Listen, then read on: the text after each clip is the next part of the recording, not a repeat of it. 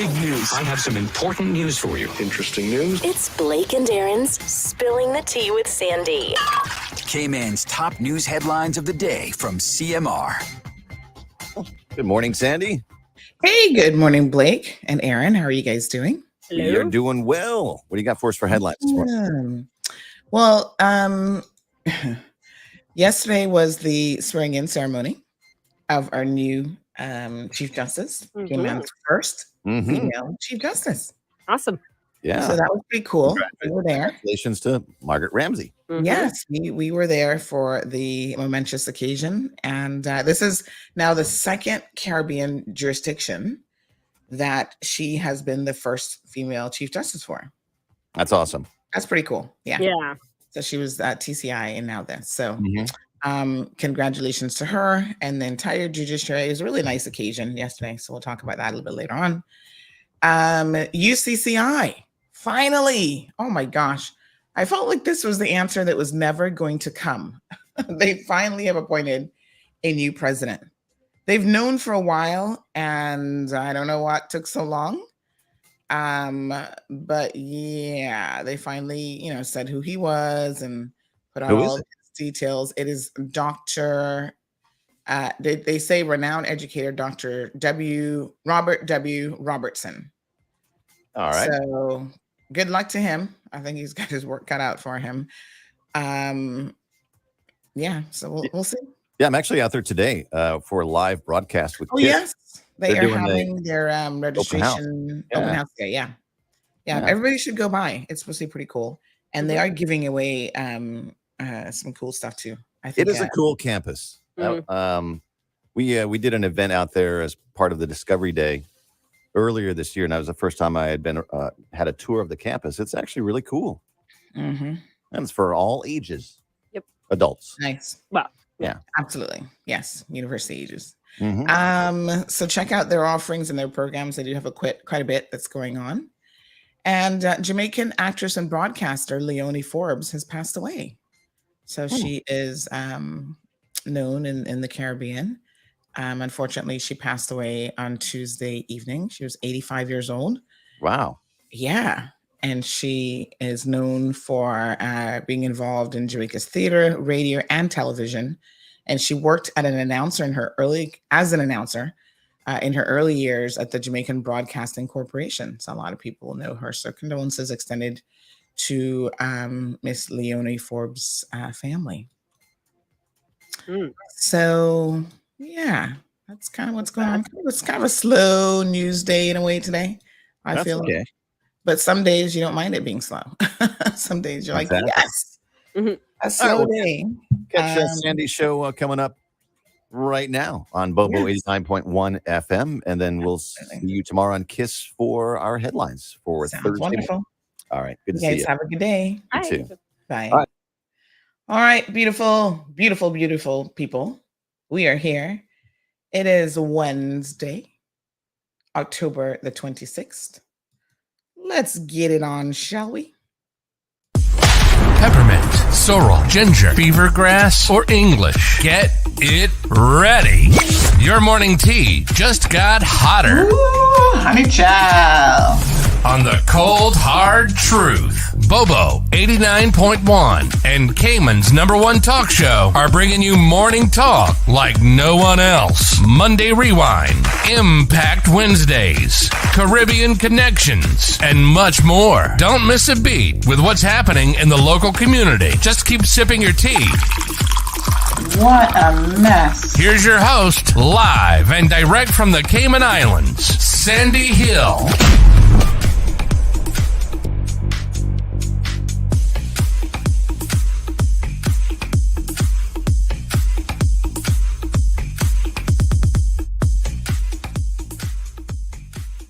All right. Good morning. Good morning. Rise and shine. How are you guys doing?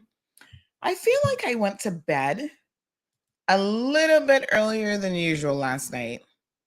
I believe by 10:30, I might have been in bed, which is like pretty early for me. So, but I feel like, I mean, you guys got to tell me if this is normal. But I feel like the earlier I go to bed, the more I want to sleep. I'm thinking, am I not getting more sleep? Should I be waking up earlier and chirpier and be like, yes, doing backflips out of bed? No, honey, child. I'm like crawling out of bed, like, ugh, what time is it? Do I have to get up? Can I keep sleeping? That's a problem. Ay, ay, ay, what a mess. I was looking for my little tissue and I don't seem to have it in the office today. So anyway, how are you beautiful people doing? I hope you're doing well. Let's check in and see who is here with us. I've just sent out all the WhatsApp greetings. So we have Miss Vernita. We have Miss June. I understand that there's several fire trucks that are headed out east. I don't know exactly what time east. What time east? Sorry. I was sending someone a message, and in the message they said what time, and then my brain was reading that and trying to talk at the same time and speaking gibberish. I meant to say I don't know how far out east they are going. Sometimes when I send out these, by the way, where's my studio phone this morning? Oh gosh. Oh, I want to message Miss Stacy. I need the studio phone and some tissue. I think the studio phone is being charged. Okay. All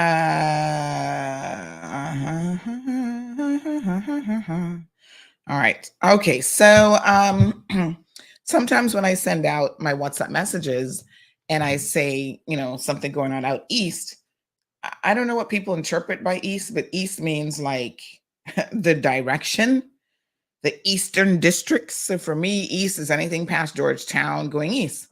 So it could be Savannah, Newlands, Bordentown, Breakers, and you just keep going east, north side. So we don't always know how far east something is happening. So there was some kind of action a couple evenings ago. I never did hear exactly what that was though, where something was happening east because it was like multiple unmarked police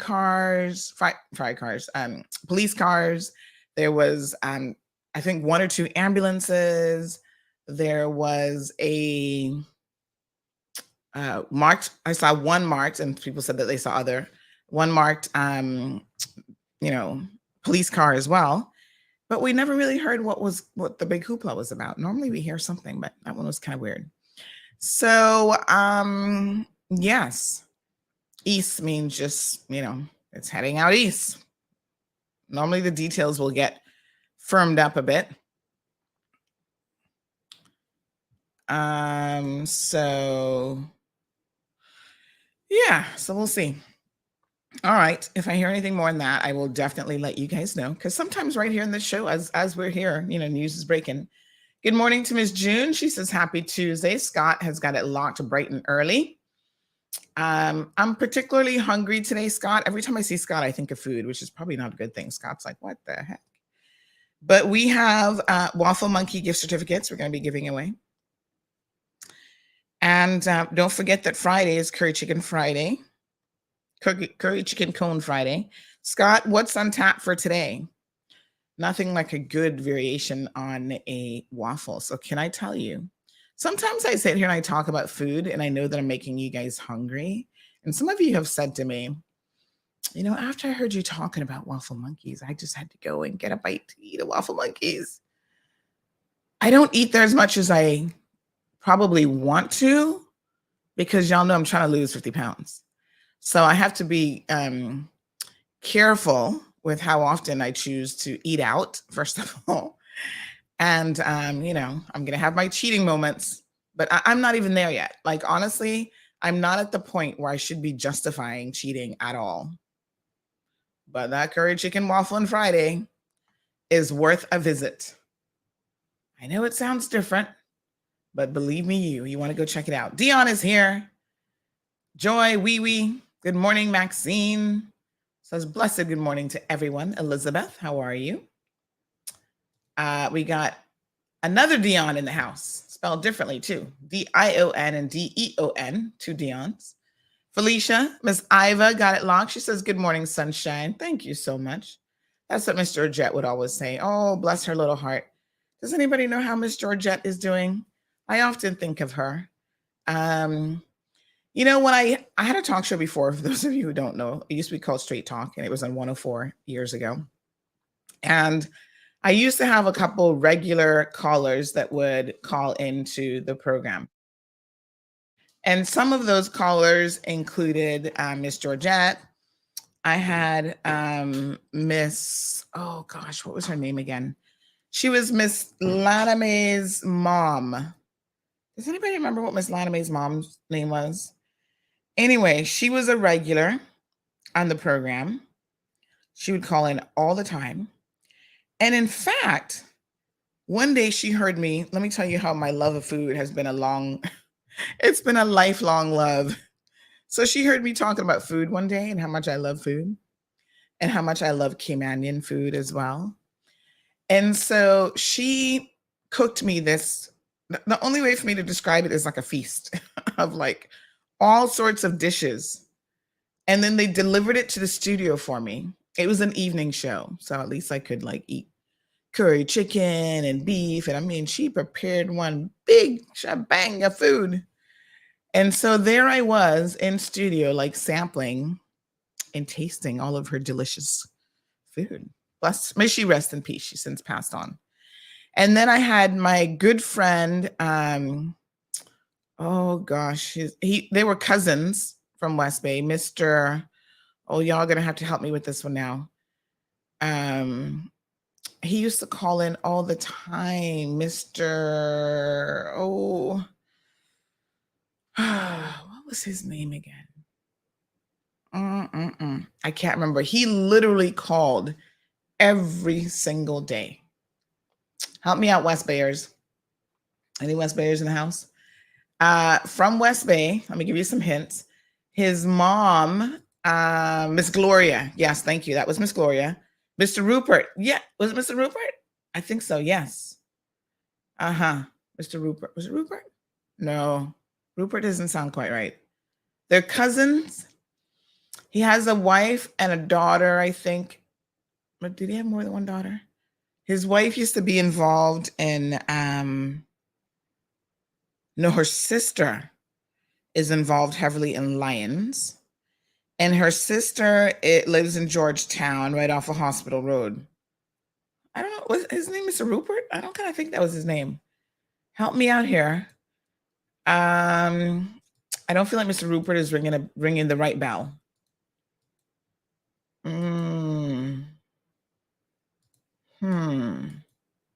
Mr. No, not Denny. KK is like Denny. No, but Denny might remember who he is. All right, it's gonna come to me. It's gonna come to me. No, it wasn't Mr. Abel Powery. I'm picturing exactly where in West Bay he lives.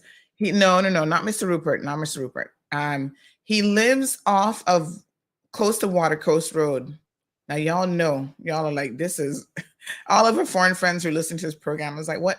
Listen, back in the day when you used to call 911, not 911, 411, whatever it was to find out somebody's number, you didn't even know who, sometimes you'd be like, they'd give you directions like, oh, the person who lives next to so-and-so.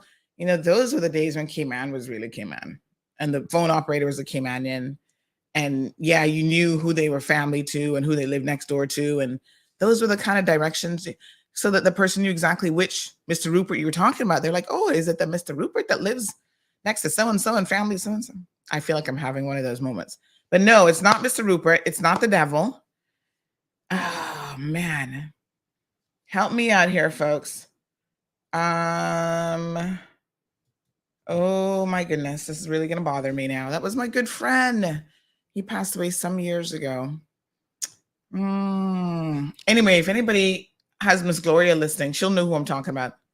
Not Osborne. Oh, my goodness. And, you know, he was such a reader. He used to read newspapers like you would not believe. Those were back in the days when you could get newspapers. I think he'd send his wife to the store and she'd get not just local newspapers, not Mr. Osmond, no. Oh, man. Oh, my goodness. What is his name? Where's Denny when you need him?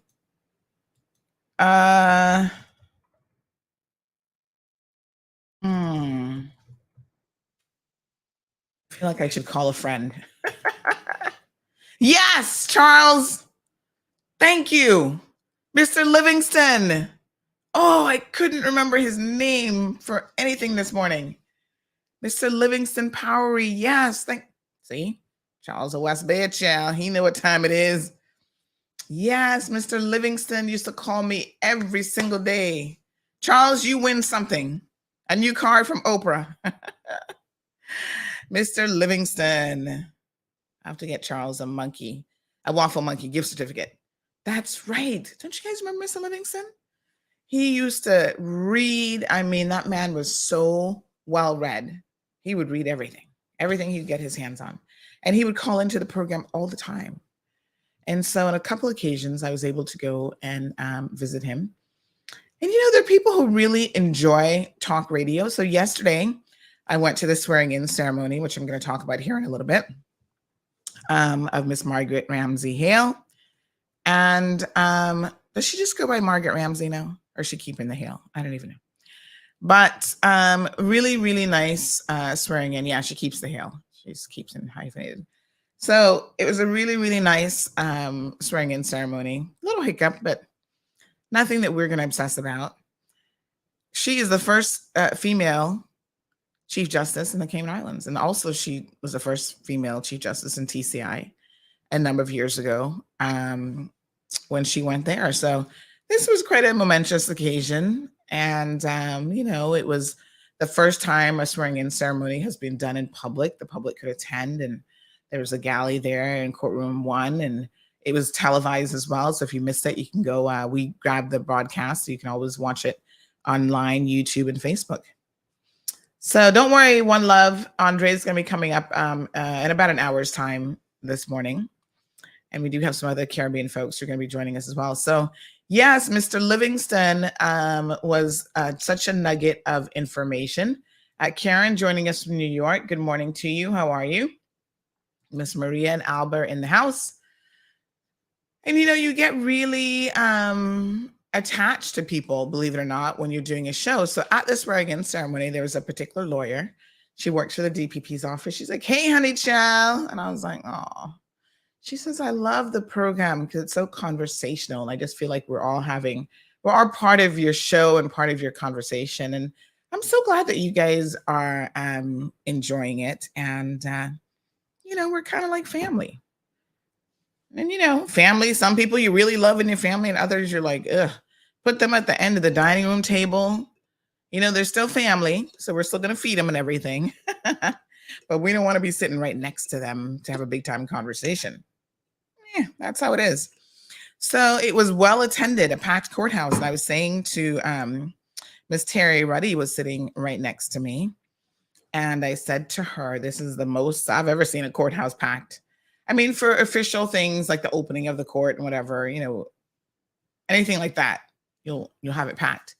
But y'all don't be showing up for no trials and stuff like that. That's why it's so important that the media goes there and keeps you informed. So lots of people attended, lots of people from the judiciary, her friends, and her better, I don't want to say her better half, her other half, her partner was there and others. And so it was just really quite lovely. Oh, we've got a caller. Good morning, caller. Welcome to the Cold Hard Truth. Hello. Can you hear me? Yes, I can. Oh, wonderful. You're live and direct. How are you? And good morning, Sandra. I'm fine, thank you. Oh, impromptu show yes, here. Minister. So yes, you got that voice. You got that voice. For a second there, I was like, who is this calling? And oh, Minister, I'm so glad that you called. Thank you so much. Now, I was just starting to get into talking about the ceremony yesterday, the swearing in of Miss Margaret. Yes. What were your thoughts on the event? Exactly what was portrayed from her. Pretty much covered in emotion, and yet going through another huge accomplishment, being embraced by the people of the Cayman Islands, reminiscing of her journey, getting where she is at, and just thinking about how good it would be for her father to have been a part of this moment, but then looking out at the room and seeing how she's been embraced and just the mantle that she's taking on and walking graciously beside her predecessor. I too got choked up for quite pretty much entire through her speech. But I think the Cayman Islands has done an excellent job. It does set the bar. It states that we have persons that are able and capable of doing the job. And as a female magistrate, or first female magistrate, I don't think they could do a better choice in what they did. And I'm happy for her. And I was happy I could be a part of that moment. Yes, absolutely. It was really quite a lovely day. I'm going to share a couple pictures here for people to see of the actual swearing-in ceremony in case you guys missed it. Yes. And then after that, they had the silent witness march, which unfortunately I was not able to attend because I wanted to stay at the reception for our new chief justice. My apologies. So I wanted you to tell us a little bit about the silent witness march because I did miss that, unfortunately. Sure. Thank you. And that's why you won't see any pictures of me there, because we pretty much had to bolt out of that ceremony to make sure we got back to the lawns of the government administration building to take part in this year's silent witness march that was definitely well attended. The governor was there, the premier, myself, Minister Andre Ebanks, Deputy Speaker of the House, Miss Kathy Wilkes, and it was a silent witness, as it is. We walk through the streets, taking pretty much a path that victims of domestic abuse or abuse straight up would have to path, the path that they would take. We start at the government admin. Of course, that's where all of the government meets, and then you pass across the Royal Cayman Islands Police Service. You make a report. You go down the streets in between the post office, walking along the courthouse, and then of course we ended at Constitution Hall. And those people, that's the Georgetown Town Hall, where there was a short, concise, to the point program, well put together. We had testimonials from a victim, and I applaud that lady first for going public and letting us know what she's went through and all of the resources that we have available in Cayman, how it has assisted her and her child in being able to rise above it and now be a huge advocate, one who can speak from a place of being a victim, supported by, myself, the government, the governor, Miss Lizzie was there as well. She participated in all the one of the founding members, Miss Annie Moulton of the Professional Women's Club. I hope I got that right. It's yes. And, it was really good. At the end of it, we were able to just interact, and they had some light refreshments there. But it was something whilst participating in that march, Sandra, that you did it. You said nothing, but you know what your presence meant, and that you're standing as a community, because no one should go through that in silence. Yes. And this was aware to let people know that, as a community, as a country, we are banding together, male or female. We had to fight this, because no one should go through this in silence. We know that men are out there and they're abused as well. And we're embracing of all genders. Abuse is abuse. It doesn't have any gender. We don't want anybody to feel that you're less. Abuse is abuse, no matter what the definition is. So I was happy that I was able to leave the courthouse and also go and participate in that march in heels, for the record. Kathy Wilkes and we did it in heels, and yes, so you always got to walk with an extra pair of shoes. Exactly, but the time in between was very limited. But that's besides the point. It was why we were there, sharing our voice and definitely showing our support to end domestic violence here in the Cayman Islands and globally. Yeah, and I want to hear, and I think the premier is coming on tomorrow's show. I'm just going to confirm with his team. But I want to hear what this government, what the PAC government intends to do in terms of strengthening legislation surrounding domestic violence and how we can protect victims more. Because I sit there every day, not every day, but I sit there quite often at court, and I see these cases of domestic violence that, it just goes on and on and on and on. And the judiciary's hand is tied because of light sentencing. That they really have no choice. A lot of women feel like coming forward is going to be more detrimental to them. So I am looking forward to seeing some tightening of this legislation around domestic violence, around violence in general, and also, giving victims more opportunities to feel protected from this minute that they make a report to being, going through the whole process. Because just like child victims, domestic violence victims are particularly vulnerable. And I see a lot of instances where they end up going to the police station, or they're making a report to a regular beat officer or PC. And depending on who that person is and how well they are versed in domestic violence issues, the experience for the victim can be really, really harrowing. And, some victims I have seen actually hire their own, although it's a criminal case, they hire their own lawyer to make sure that they get justice, which I think is so crazy, because the victim shouldn't have to do that. The prosecution is there to bring the case on behalf of the Crown, aka, and also, represent the victim. But I've seen victims do that only because they didn't feel like they really had a true voice in the entire process.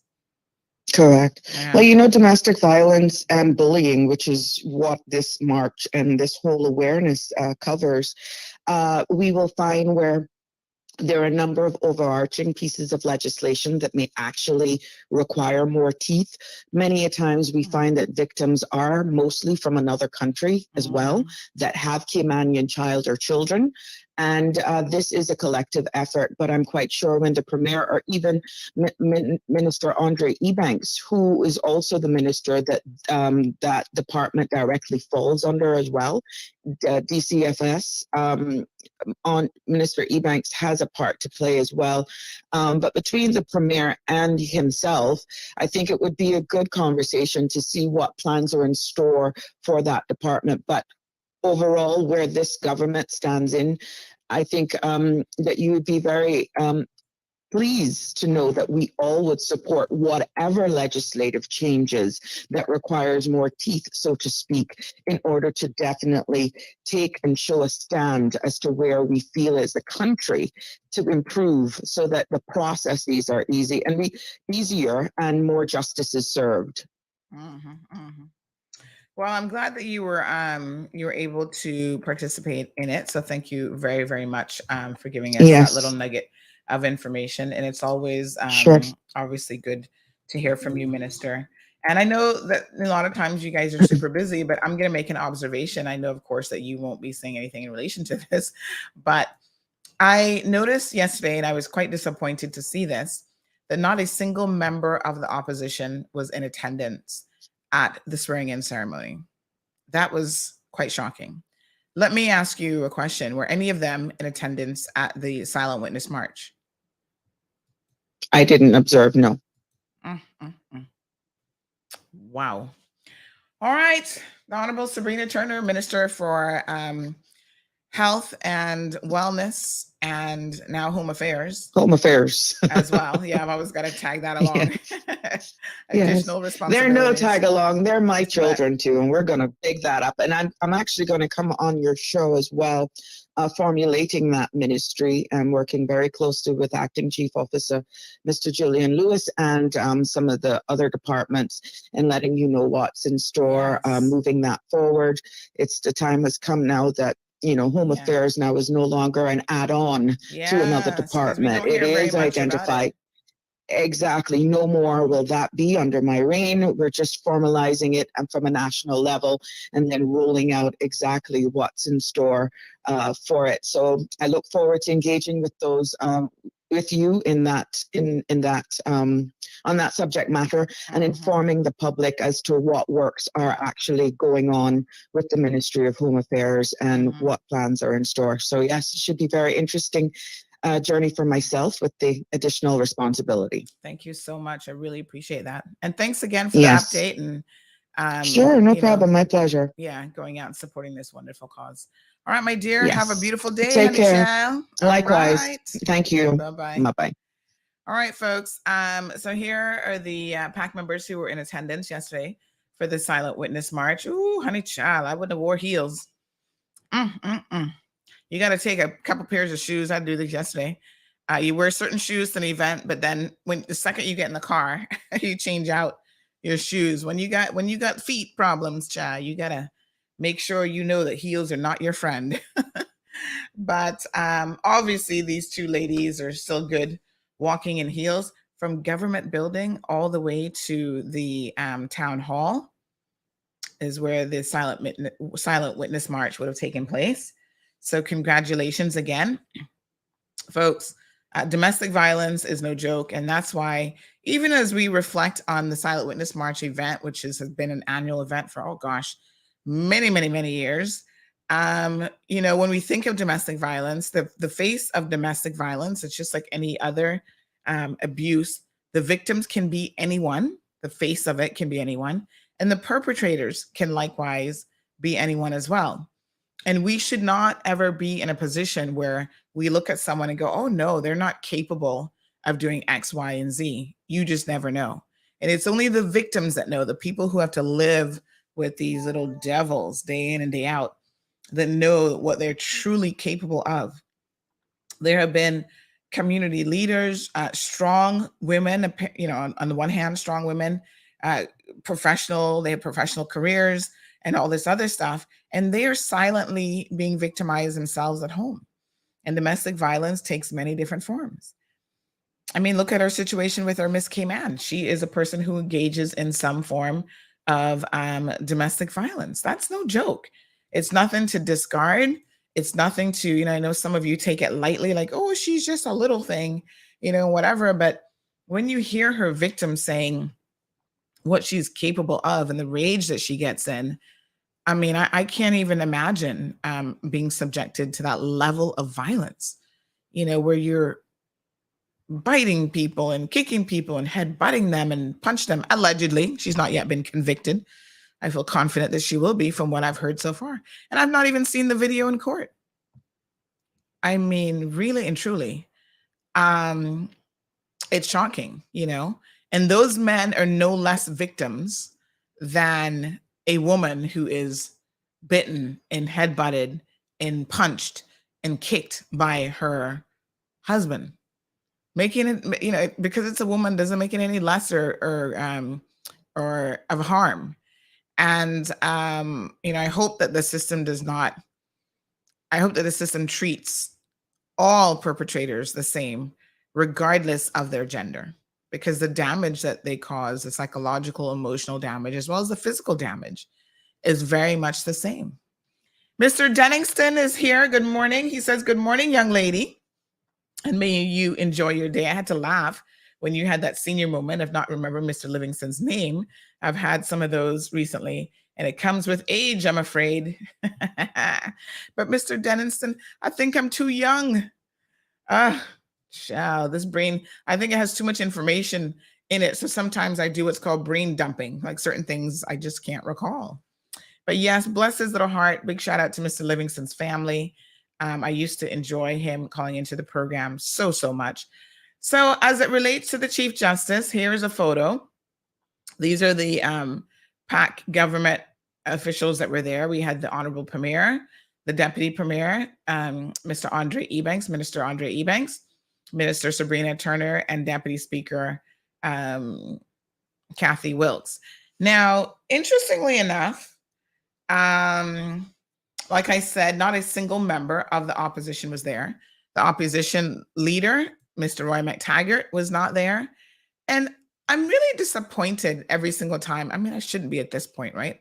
I mean, I should know at this point exactly what they're all about. I mean, I know what they're all about, but I still remain disappointed when I see events like this. This is a historical moment. Some of those members in the LA will not live to see the next Chief Justice appointed, you know, and it's the judiciary, such an important arm of our government that carries out a very, very important function. And the fact that none of them show up is an indictment on them. You couldn't even send one person. You couldn't send Miss Barbara. What would she have been doing that would have been so important? What would David, who never does anything, we never hear from him, what would he have been doing? Alden is out on the farm. We know that, or the bar room. Mr. Roy, where was Mr. Roy? You still have, as the opposition, a role to play. Just show up at these events. You don't go to the silent witness march. You don't go to the swearing-in ceremony for Cayman's first female Chief Justice. We have not had a handing over of the Chief Justice role in some 25 years. Mr. Smelly has been there at the judiciary for a long, long time. I think they said it was 25 years. But anyway, a lot of us are only likely to see this once. And the fact that they took the time to have the proceedings and open it up to the public, which is something that hadn't been done before, I think is a sign that the judiciary is being modernized and it's going in the right direction. So I would have thought anyone who could have been there would have been there. So big shout out to Miss Margaret. And here's a beautiful picture of her and Irma Arch, who wanted to support her. Apparently these two have a friendship that goes back many, many years. The two of them were neighbors and were raising kids at the same time. Isn't that lovely? We have to remember Miss Margaret is a mother of 3 children. Yeah, so she shared in her speech yesterday how, there were sacrifices along the way of her professional career that would have been made. It's not the same. I'm going to tell y'all right now, it is definitely not the same, folks, when you are a woman professional, because there's still expectations of you in terms of having a family and raising your kids. And, you don't get the luxury of doing it quite the same way as a man is able to do it, if you will. You still have the pressures of, you still have to be a mother. And this is what I tell people all the time. I'm like, people want you to be this professional woman. So you're running a corporation, you're a lawyer, you're a doctor, you're doing all these things. They still expect you to want to get married, which a lot of people don't even want to get married anymore. But these are societal expectations, right? They expect you to get married. And of course, you're the one who has to have the children, because men can't have children yet. Men can't even take the pain, child. They'd be like, oh no, I'm not signing up for that.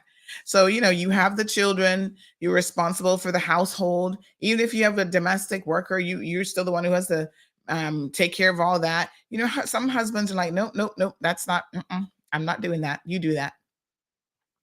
They want you to go to all the PTA meetings and, times have changed, but I think for women and what's expected of them, a lot of it is they're just adding on to the long list of things that they want you to be able to do. And then if you have a significant other, they also want you to be a meow in the bedroom, a little kitty cat or whatever.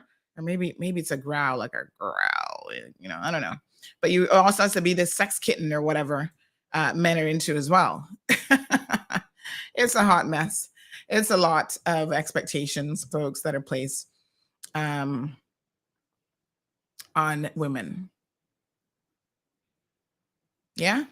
So several people gave presentations. We had Mr. Simon Davies, who's the new head of the DPP's office. This was the first time I actually got to glimpse him from the side. And, he had on his little wig. They all wore their proper wigs and so on. And so I didn't get to really get a good look at his face, because where I was sitting, it was like a side view onto him. So I would have liked to have seen Mr. Simon Davies a little bit more frontal, but I'm sure I'll see him. He's not been to court yet, which is quite interesting. He's been here, I think, about 4 or 5 months now, but maybe he's just getting his feet wet before he starts getting to work on some court cases, because he is head of the Office of Public Prosecution. So we will expect to see Mr. Davies in court at some point in time. I've just not yet seen him around the courthouse at all. So that was an interesting moment to see him. And the Attorney General also gave a speech, which was very, very touching. He talked about her really quite illustrious career of 25 years in the judiciary, starting out at what they say is the famous set of chambers, 53 Church Street in Kingston. I don't know anything about these chambers. Maybe I need to pay a visit to these chambers to see what they're all about there in Jamaica. But, Miss Margaret is from Jamaica, and she was a family court judge in Montego Bay. And she eventually came to the Cayman Islands in 1998, and she has been here. And then she took a brief stint and went to become Chief Justice in TCI. So, her father was also a well-respected attorney, QC.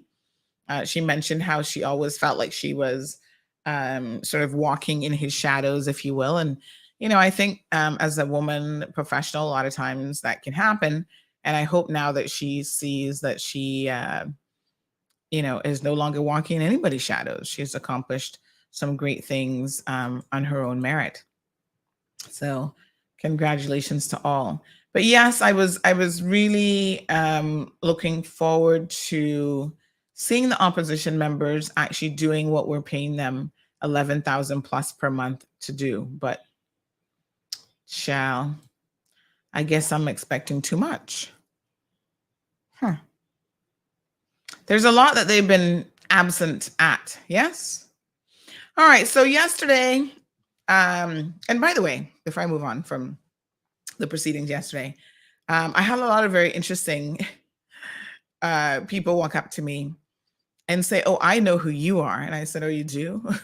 "Yes, I listen to you in the morning. I love your show." And one little man was like, your media is really, really important. We need to put the fire under governments more. And, we really appreciate the role that you play in the things that you highlight. I was like, wow, sometimes you'd be surprised who is actually listening. You would be. Good morning, Anthony. Sonia's here. Flashpoint says, what specific initiatives have been launched within the past 24 months to support the male victims of domestic violence? Well, not just male, but anyone. I would certainly hope that this government has that on their list of things to do, because the problem, Flashpoint, is there's so much. And time is a very finite thing. There's only 24 hours in a day. And there are only so many bills that you can try to amend at any given time. And these things do take time. But I certainly hope that this government is looking to make legislation. All sorts of legislation needs to be revamped that hasn't been touched in 12, 13, 14, 15 plus years. Even the pensions law. Make it the equivalent of theft when someone is taking money out of your pension and not paying it into your pension plan. So that when the judges have to sentence someone, they're sending somebody to jail for breaching pension. I bet you won't have so many breaches then. Y'all would find a way to pay pensions just like you find a way to pay your other bills. Domestic violence, both male and female. Most victims of domestic violence still are women. I would say probably at least 90%. But no one should be subjected to domestic violence. And I think as a society, we have a very different perspective once the victim is a male. And that's not right. Just like sexual abuse victims, men can be victims of sexual abuse as well. And they should not be treated any differently. Do you know that in the UK, it's not even called rape if you assault a man sexually? They have some other term for it. And I'm like, call it the exact same thing. It is what it is. If you, have sexual intercourse with someone without their consent, you have raped that person. If you force yourself on them, remember there was a case I was telling you all about this woman in the UK. They met and went on some blind date or something, and she just couldn't help herself. So she jumped on the poor man and sexually assaulted him, raped him, as far as I'm concerned. There's no other term for it. And he objected and he told her no. And she was bigger than him, so she was able to overpower him. And, she thought it's funny. There's nothing funny about sexually assaulting anybody. And the male anatomy is such that you might think that if a man wasn't interested, that you would not be able to have sexual relations with him, not sexual relations, that you would not be able to rape him. Let's call it what it is. But that's just not how the male anatomy works, if you know what I mean, without getting into too much details. So OCM says, yes, in the UK, it's called assault by penetration. No. Oh, for female on male? Yeah, it's some weird name that I'm like, just call it rape, please. But anyway, I do feel like we need to tighten up quite a few pieces of legislation. So good morning to Sandra. Miss Ellen is here. OCM Productions is here. So they got their hands full, and there's a long list of things that they definitely need to be focusing on, as well as, the environment, financial things, protection of children. We need that sex offenders registry like yesterday. There's a lot to get done. And so I recognize the nature of, just how heavy it is, all the things that they need to be addressing. And I hate to tell you, but Rome wasn't built in a day, and it wasn't built in 24 months. And you also can't expect things to be undone and redone in such a short amount of time. You want to get it right when you do it. That's the thing, right? Rushing through legislation that then has what I like to say is unintended consequences is nothing in the long term that benefits us, because it's actually hard then to turn around and change it again, right? So let's take our time. Let's have public consultation on some of these things and public discussions. Some of it to me is a bit of a no-brainer. We need to tighten up some of the drug laws in this community, some of the abuse and violence laws in this community as well. And you also recognize that, we have a very limited amount of jail space. So you up all these sentences and everybody's going to jail and you have nowhere to put them. So, we also need to look at building some facilities and stuff as well. It's a lot of work. And, there's a few hands on deck and other people are just routinely missing.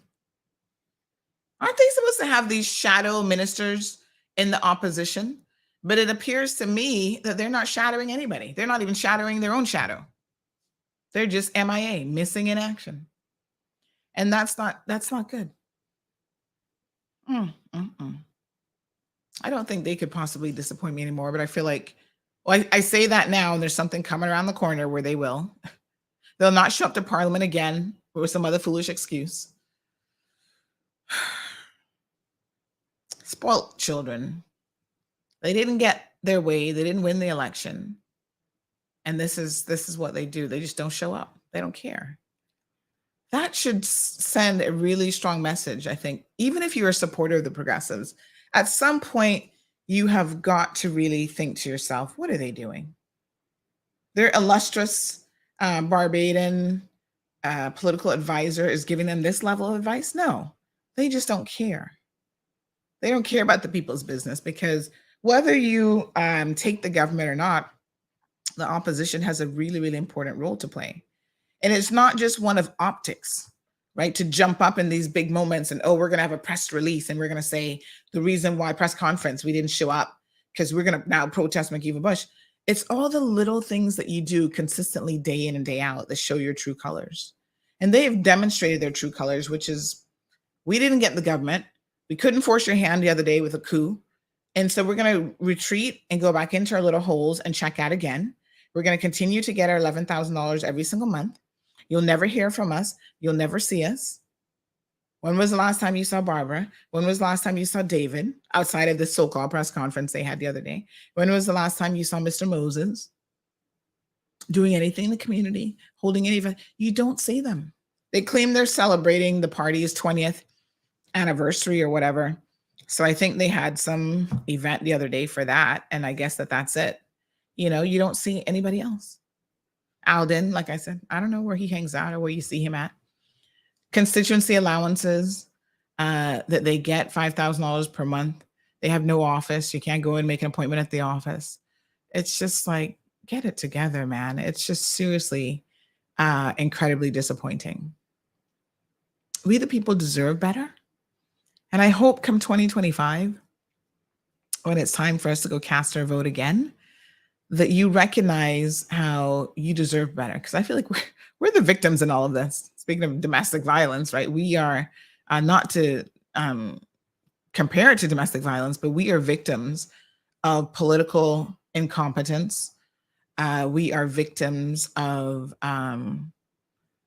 just people who are asleep at the wheel and who simply do not care. I tell you. Real Deal says the PPM is having a hard time processing the current situation. They're not in power and they can't accept it. Probably too busy plotting and scheming.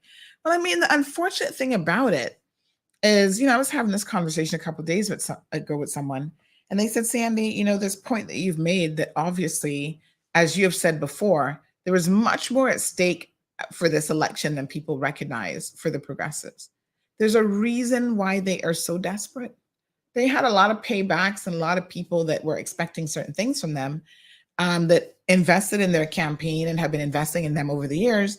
And now that they can't deliver that, I don't know if it was concessions, more development deals. I don't know all what they had in their back pocket. But now that they can't deliver in those things, the pressure is on from those select few elite people who were in with the progressives. And so, yeah, that's why they can't process it, Real Deal, because there has been a changing of the guards and they never expected it.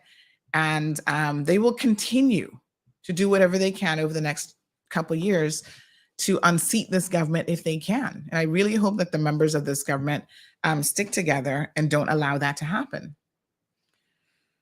Marshall says it's a crying shame that the PPM members are getting paid and not one have the decency to show up for anything important in this country. Shameful. And from the very onset after the election, they started to show that that was what they were going to be doing. Because even, I forgot about Joey. I keep forgetting about Joey. My apologies, Joey. Yes, you remember the opposition as well, right? I hear that he's going to be the next leader of the party also. So, but yes, right after the election, when they had the first sittings of the LA and stuff like that, Alden would just show up in time for lunch. He'd come at 11:45 and in time for lunch to be served. Now, you'd think he'd have his own lunch money, but that's when he was showing up to Parliament. Sandra says Sabrina Turner is so classy.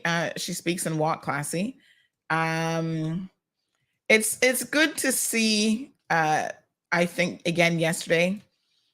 Here's the irony of it. Remember the other day when Miss Barbara was saying about how it's this whole thing with McKeeva Bush being it's women and the women should speak out because they're women. And I think to myself, here's a situation to show your support for a woman, where a woman has been, this will never happen again. The first time is the first time, and there's no second times of the first time. There will never be another first of a woman being, sworn in of Chief Justice of this country. You want to act like you're for women and for women's rights, but you don't show up for this momentous occasion. You want to act like you care about domestic violence. Remember, we were talking about McKeeva Bush, that you care about violence against women, abuse against women. But in your actions demonstrate that your lips say one thing and your actions do something else. That's when you know people are not being honest with you. That's when you know they're being duplicitous. It's all about the game of politics. Because why were you guys not enforced at the Silent Witness March? Why? What would you have been doing? You just a few weeks ago called out the female members of the Legislative Assembly who were part of the PAC government, saying, as women, they should be speaking out. You never spoke out as a woman, unless you had a sex change between then and now, but you were a woman as far as I know the entire time. You never spoke out against McKeeva when he violently assaulted a woman. Now you're calling them out. At least two of them showed up for the Silent Witness March, walked in their little heels, tickety-tick, click, click, down the streets of the Cayman Islands to show their support of gender-based violence. And so I have to ask you, when it comes to showing your support of victims and against gender-based violence, where were you, Barbara? You are the only female member of the opposition, of the progressives. Where were you? If nobody else showed up, surely you would have seen the importance as a woman, because you were just calling people out the other day as a woman.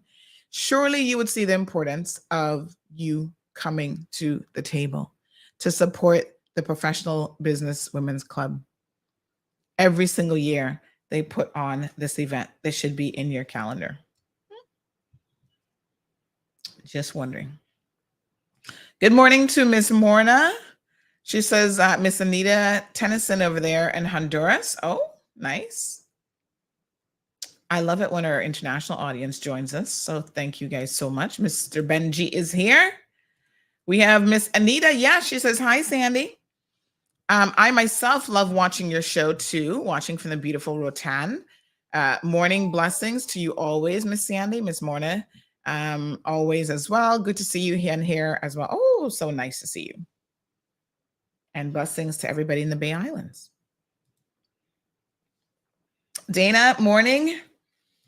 Captain Max says it's called forced penetration. Yeah, they have some weird name for it. Thank you for that. When I was reading that story, I thought, well, this is weird. Just call it what it is. Good morning, Miss Shirley. Strong Will says, good morning, Sandy. PPM acting like a spoiled little brats. Disrespectful. Keep up the good works. Thank you so much. Yeah, it's sad. It really is sad. So let me give you guys a bit of an update on Cayman First. Good morning, Miss Darlene. She says, Sandy, you know that politics, where we are. Here in the UK, the shadow MP are exactly the same. Always ready to bring down the government. Cayman is no different. Everyone, all sides, is not for the people. It's all about power. What a hot mess. Miss Darlene, yesterday we were talking about Cayman First. And can I tell you, Miss Darlene, I have another update for you. You stay tuned, honey chill. Can I tell you that, of course, they're scrambling, as always, wanting to know where did Sandy get her information from? So they were sending out messages to customers talking about, oh, don't worry about anything. Everything's fine. We know that there's something going on in the media, but that's not true. Well, let me show y'all exactly what they were sending out to people yesterday, honey child, because you know I'll be getting everything. So they sent out several pieces of correspondence. Let's look at correspondence number 1. They also had an emergency staff meeting, not to discuss any of the concerns of the staff and the low staff morale, but instead to simply tell them, do not speak to the media. Honey child, what are y'all talking about? Your situation, your ship is so bad that everybody talking about it. Your competitors, people on the inside, people on the outside. So you can warn the inside people all you want, but that ain't got nothing to do with who's going to be talking now, because this is a hot mess of a situation. So they sent out an email yesterday evening. Says, dear valued client, we recognize that there are rumors circulating within the market about Cayman First that may be causing concern and anxiety. Okay. We anticipate that you will likely have a lot of questions today, and we write to you to answer these. Oh, somebody's finally going to answer it, because the MD certainly didn't answer it in his response to the media. So let's see if they answer it. Some of you expressed the need for clearer and more responsive communication with us. So let me just pause there. Was that a rumor, or are you actually confirming that that's a problem? Your own clients are asking you for a responsive communication? Okay. We have also heard your request for documents to be sent more quickly. Really? And for your premium invoices to reflect all the up-to-date changes you have requested to your coverage. Today, we can assure you that we are still committed to answering these questions, answering these needs. This is the reason why we're going through a system upgrade, and we're almost there. So you're still not answering the question. And as we said yesterday, it's not actually a rumor, because you just confirmed about the supposed system upgrade that is causing all kinds of problems. But that's not the only problem you got. Okay, let's continue on then. Your medical providers will have access to our new provider portal this week in order to verify your benefits in real time and give you quicker access to care. After the medical providers have full access to the portal, you better try and pay them, honey child, we will be reaching out to you to issue your login information so that you can see your invoices, claims, and benefit information. Claims are being paid from the new system and are sending out daily batches of checks by, I can't see what the next word is, something to medical providers. We acknowledge that this transition has taken cooperation of all of our stakeholders, and we are grateful for your continued support as we pivot to face the future, I guess is what's cut off right there. Please feel free to contact us with any questions that you may have.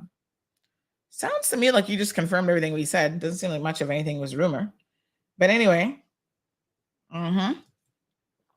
that's what they're claiming is going on over there. So now the most interesting thing about this situation is that, clients continue to have questions that they do not feel that email actually answered in any way, shape, or form.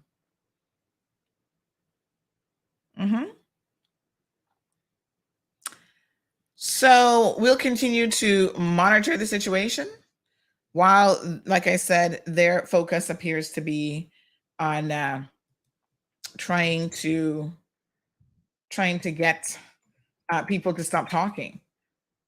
Just fix your situation.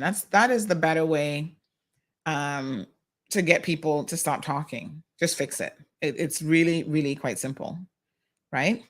We don't have any interest in seeing any provider go down because that will impact, I'm sure, thousands of people in this community. We just want you to do better. Simple, simple, simple, simple. So they had a meeting with staff, a staff meeting yesterday morning to do damage control. And they were instructed, again, not to talk to media. Nothing at all in that staff meeting was mentioned about staff issues. One person said, typical of Cayman First. And they said, please keep the fire on them.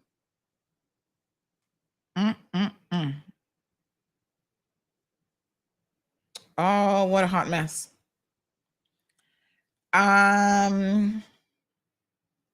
So they continue, yes, to seem to struggle with these issues. Lots of complaints that we have received. Even yesterday, someone copied me on an email that was sent to them about a payment of a car that was damaged or lost, and they're trying to recover from them as well. We'll keep an eye out, folks, on the situation. I really hope that they can get themselves sorted out as quickly as possible. One thing I know is issues don't disappear on their own.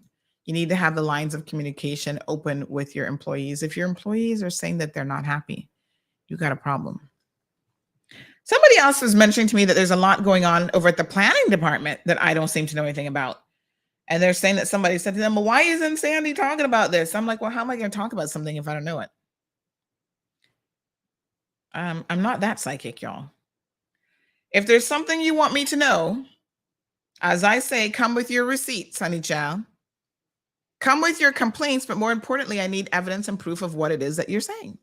Bring your receipts, bring your stories, bring your examples, and then we will all be happy to discuss it. So planning is having some kind of issue, do tell. Tell me. We can bring it to the people. Good morning, Kathy. Curtis, good morning. Joining us from Cayman Brack. He says that my daughter worked for them for about 2 years and her treatment salary was so small that my wife and I let her quit and paid her salary until she found something else. Wow. You can imagine. And Curtis, we've heard that. People are like, they don't treat you well. And on top of that, the salary is horrible. So why stay? And as I mentioned on yesterday's program, indeed, they have been losing quite a bit of staff. When you see your staff jumping ship, you should really try to figure out why. Why are they running away from you like you're the plague as a company? Something is wrong. Are they doing exit interviews, I wonder? Do they take it on board? Are they really trying to figure it out? Or are they too busy having the people in the Bahamas tell them how to run their operations when they don't have a clue about what's going on here in the Cayman Islands. This is what happens sometimes when you have these foreign entities taking over local companies. They really do not have a clue. That's why I'm keeping my third eye and every other eye on the situation as it relates to my friends over at what's the name again? My favorite bank there, Cayman National, because now they're taken over by some folks in Trinidad. But I must say that so far, they seem to be treating people all right. Even during COVID, the Caymanian workers said, listen, they treated us really good. They made sure we got a little extra payments to help out with the family. They've been treating them good. So y'all continue, Trinidadians. Treat my people good, and mean you're not gonna have no beef. None whatsoever. Because I don't want y'all messing with with Cayman National. No. This person says, girl, replanning. Need to find out about the new chief officer. Mrs. O'Connor post was never advertised, I heard. Who's O'Connor? Just through the grapevine. Everybody, including senior staff, were shocked and blindsided. So they put in a new chief officer and didn't advertise the position? That don't sound too righted. I'm gonna have to find out how that story go. And I don't even know who that is. Who's Mrs. O'Connor?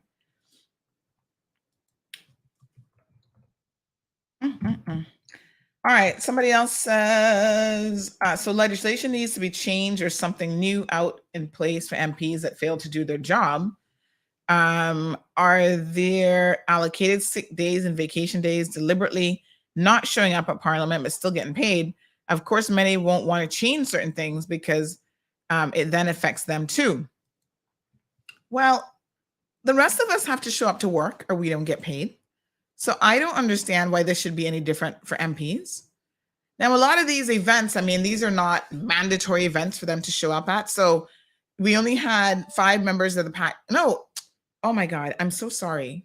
I completely forgot that Mr. Isaac was there as well. He got cut out of that photo just because it was hard getting photos yesterday inside the courthouse because it was so packed. So my apologies. Isaac was also there. That's him on the end. Right? That's him there. And let me just show you this picture again. So this is him right next to Kathy in the blue suit. Yeah, so that's him. So Isaac was there. So we had 6 members of the PAC government. I do have to ask, where were the other members as well? What business did they have to attend that they couldn't spend less than an hour of their afternoon hearing Cayman's first female Chief Justice being sworn in? Minister of Tourism and Transport, where were you, sir? Who else was missing? Who else do we have in the PAC government? We have Bernie Bush. He's royally checked out. He is checked out so bad that I hope to hear that in 2025, Bernie's actually planning to retire because his track record of performance is less than lackluster. It's just retire. We should be having several people in the District of West Bay retiring. West Bay is up for grabs, y'all. You think you can do a better job and you have a track record of delivering and performance and community work? Don't come now 1 month before the election trying to fabricate your community work and whatever, You got 2 years to get your behind out there and work and prove to the people what you're about. Because you got a couple seats in West Bay that are potentially up for grab if the right person comes along. The problem often is, folks, that the right person just doesn't come along. And so our choices are worse and worse. And the poor people are just like, really? If you are serious about a political career, West Bay is up for grabs, multiple seats, but get working from now and show us what you're capable of. All these John come latelys. And you know what is so funny to me? If you have ran once, twice, 3 times a runner for a general election, And every single time your MO remains the same. You run, you don't get in, and then you disappear. We don't hear one word from you. The sky could be falling down. We don't hear nothing. That's not what we're looking for, because to me, that reflects an individual who simply does not care.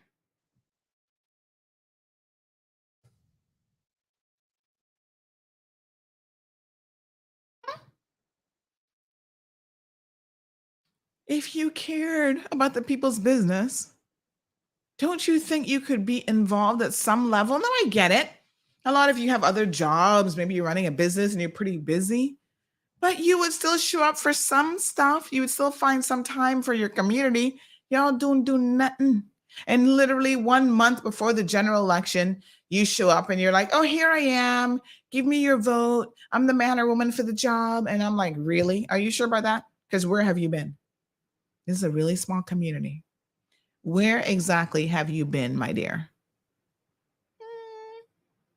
Where's my little?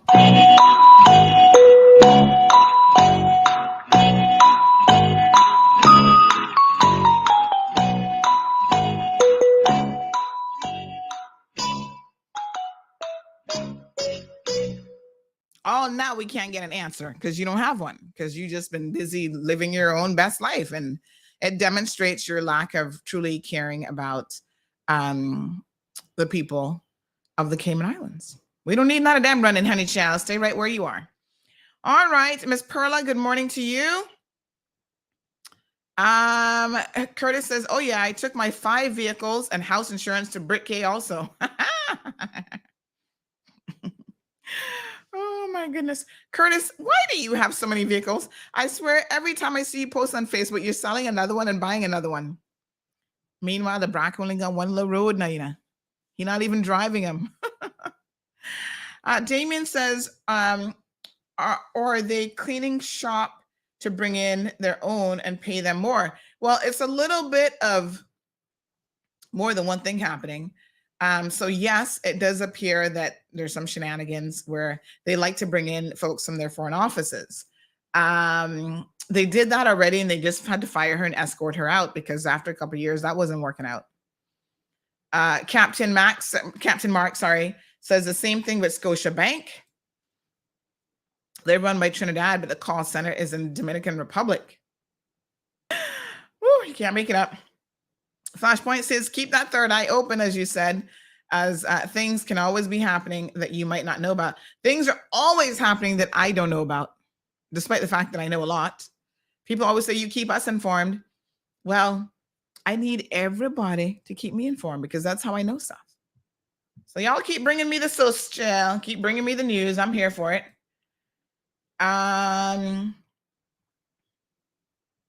All right, so somebody has given me some information. They said that Minister Kenneth Bryan and Heather Bodden were actually traveling yesterday to the boat show as to why they were not in attendance at the swearing in and the silent witness march. Thank you for that. I appreciate it.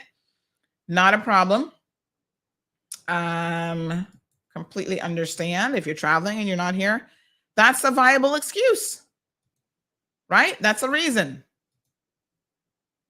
And I know the opposition are not all traveling, so I still not hear nothing from them. Okay. So this person says, why must the electors tolerate such poor performance? If MPs were employed anywhere else, they'd be fired. Well, you don't have to accept it. Well, you have to accept it in between when you elect them and then, you know.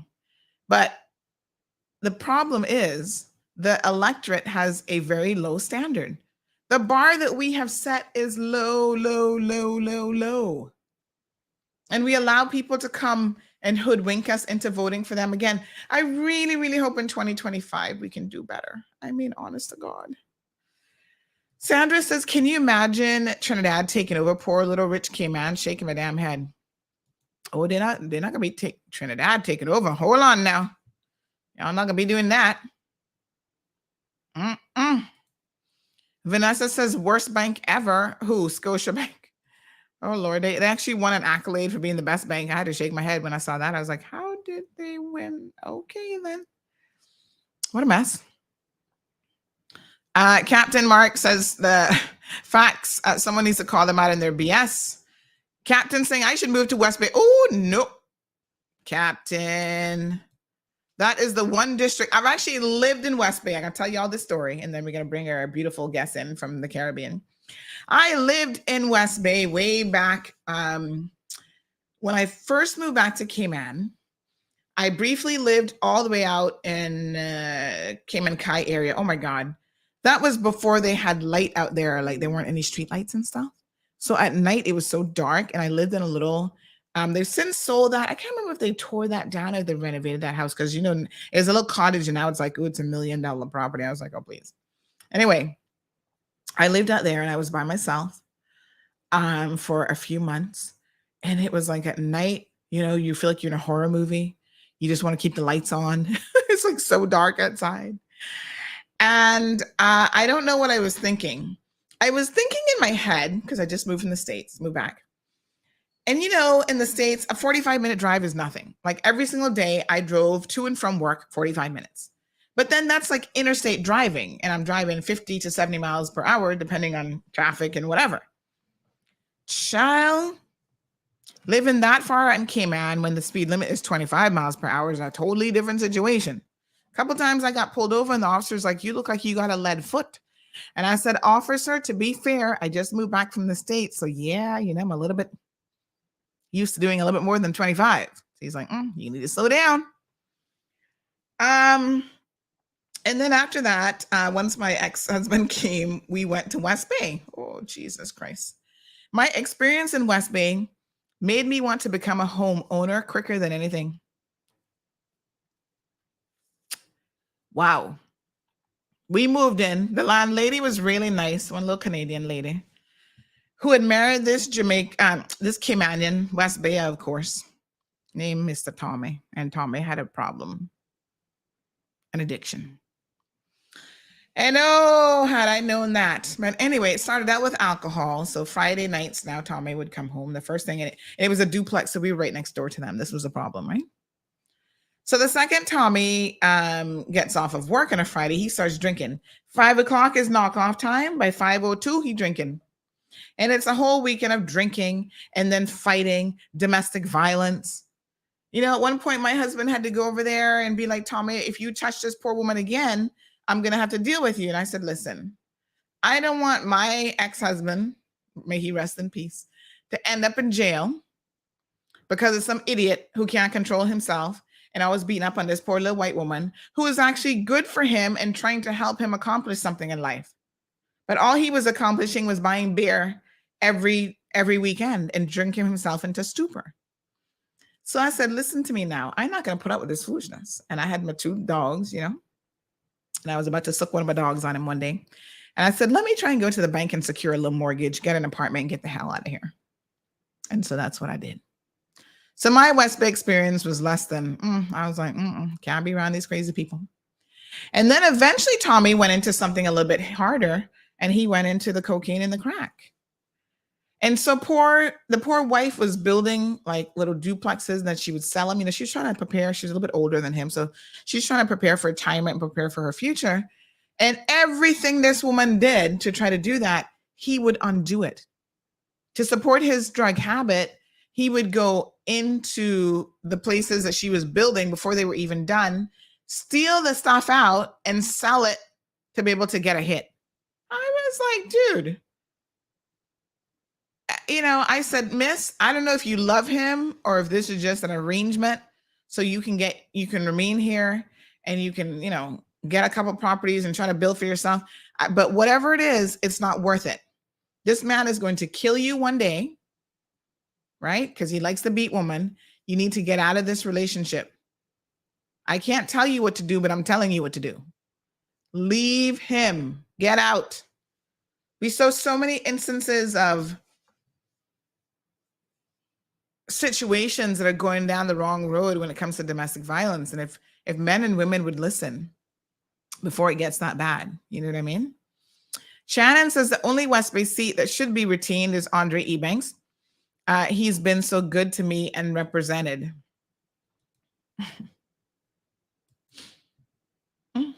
Shall I remain silent at a time like this?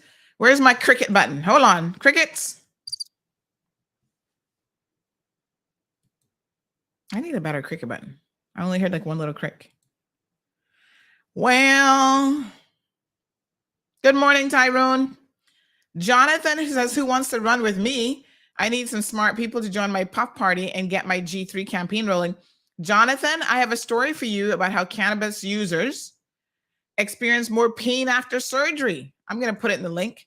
When I saw this headline, I said, oh, poor Jonathan. He's going to claim that I'm so anti-cannabis. I only see these stories, but you need to go read the research, honey child. Adults who use cannabis experience more pain after surgery compared to people who don't use cannabis. This is according to a new scientific study presented at the anesthesiological 2022 annual meeting.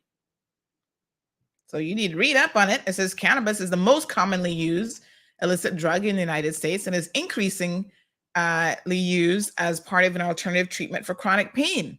But there's limited data that shows how it affects patient outcomes after surgery. This is according to the lead author of the study, Mr. Elyard Ekrami, MD. Our study shows that adults who use cannabis are having more, not less, post-operative pain. Consequently, they have higher opioid consumption after surgery. Now, we know that that's not good. Opioids? Oh, no, sir. Ekrami, I think that's his name, is a clinical research fellow of the Outcomes Research Department at Cleveland Clinic's Anesthesiology Institution. Yes.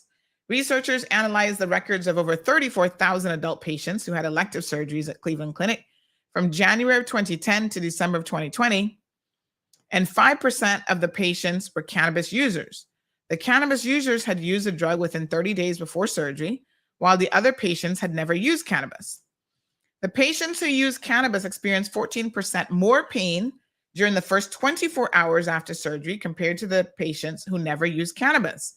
Additionally, patients who used cannabis consumed 7% more opiates after surgery, which the authors note was not statistically significant, but is likely clinically relevant. The association between cannabis use, pain scores, and opioid consumption has been reported before, but in smaller studies.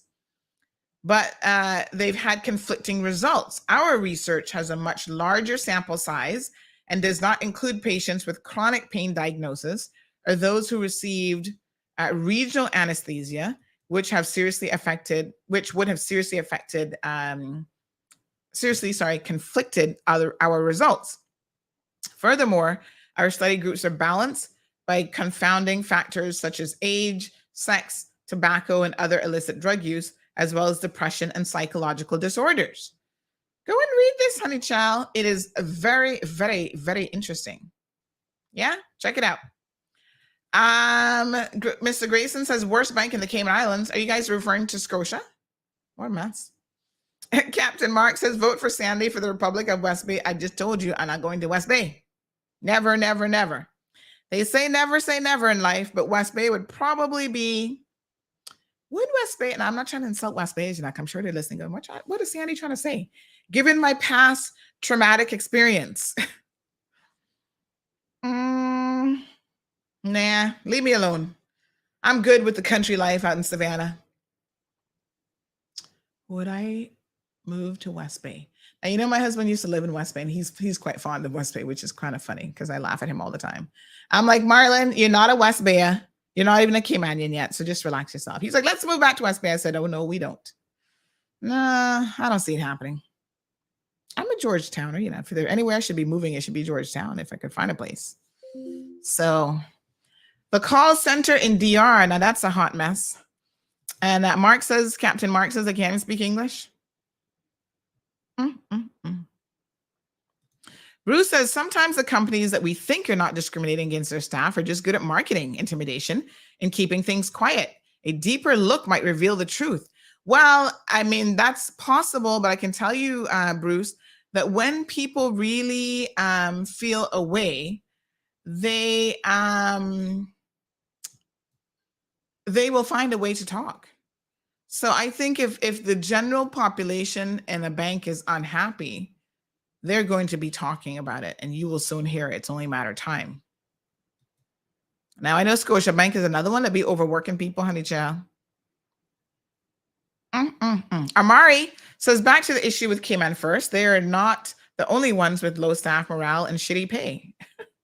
Well, I guess we never said that they were. But they are the only insurance company right now that has multiple complaints made to SEMA about them, and that they are not paying their claims. That's really serious. I mean, listen, that no bueno, no good.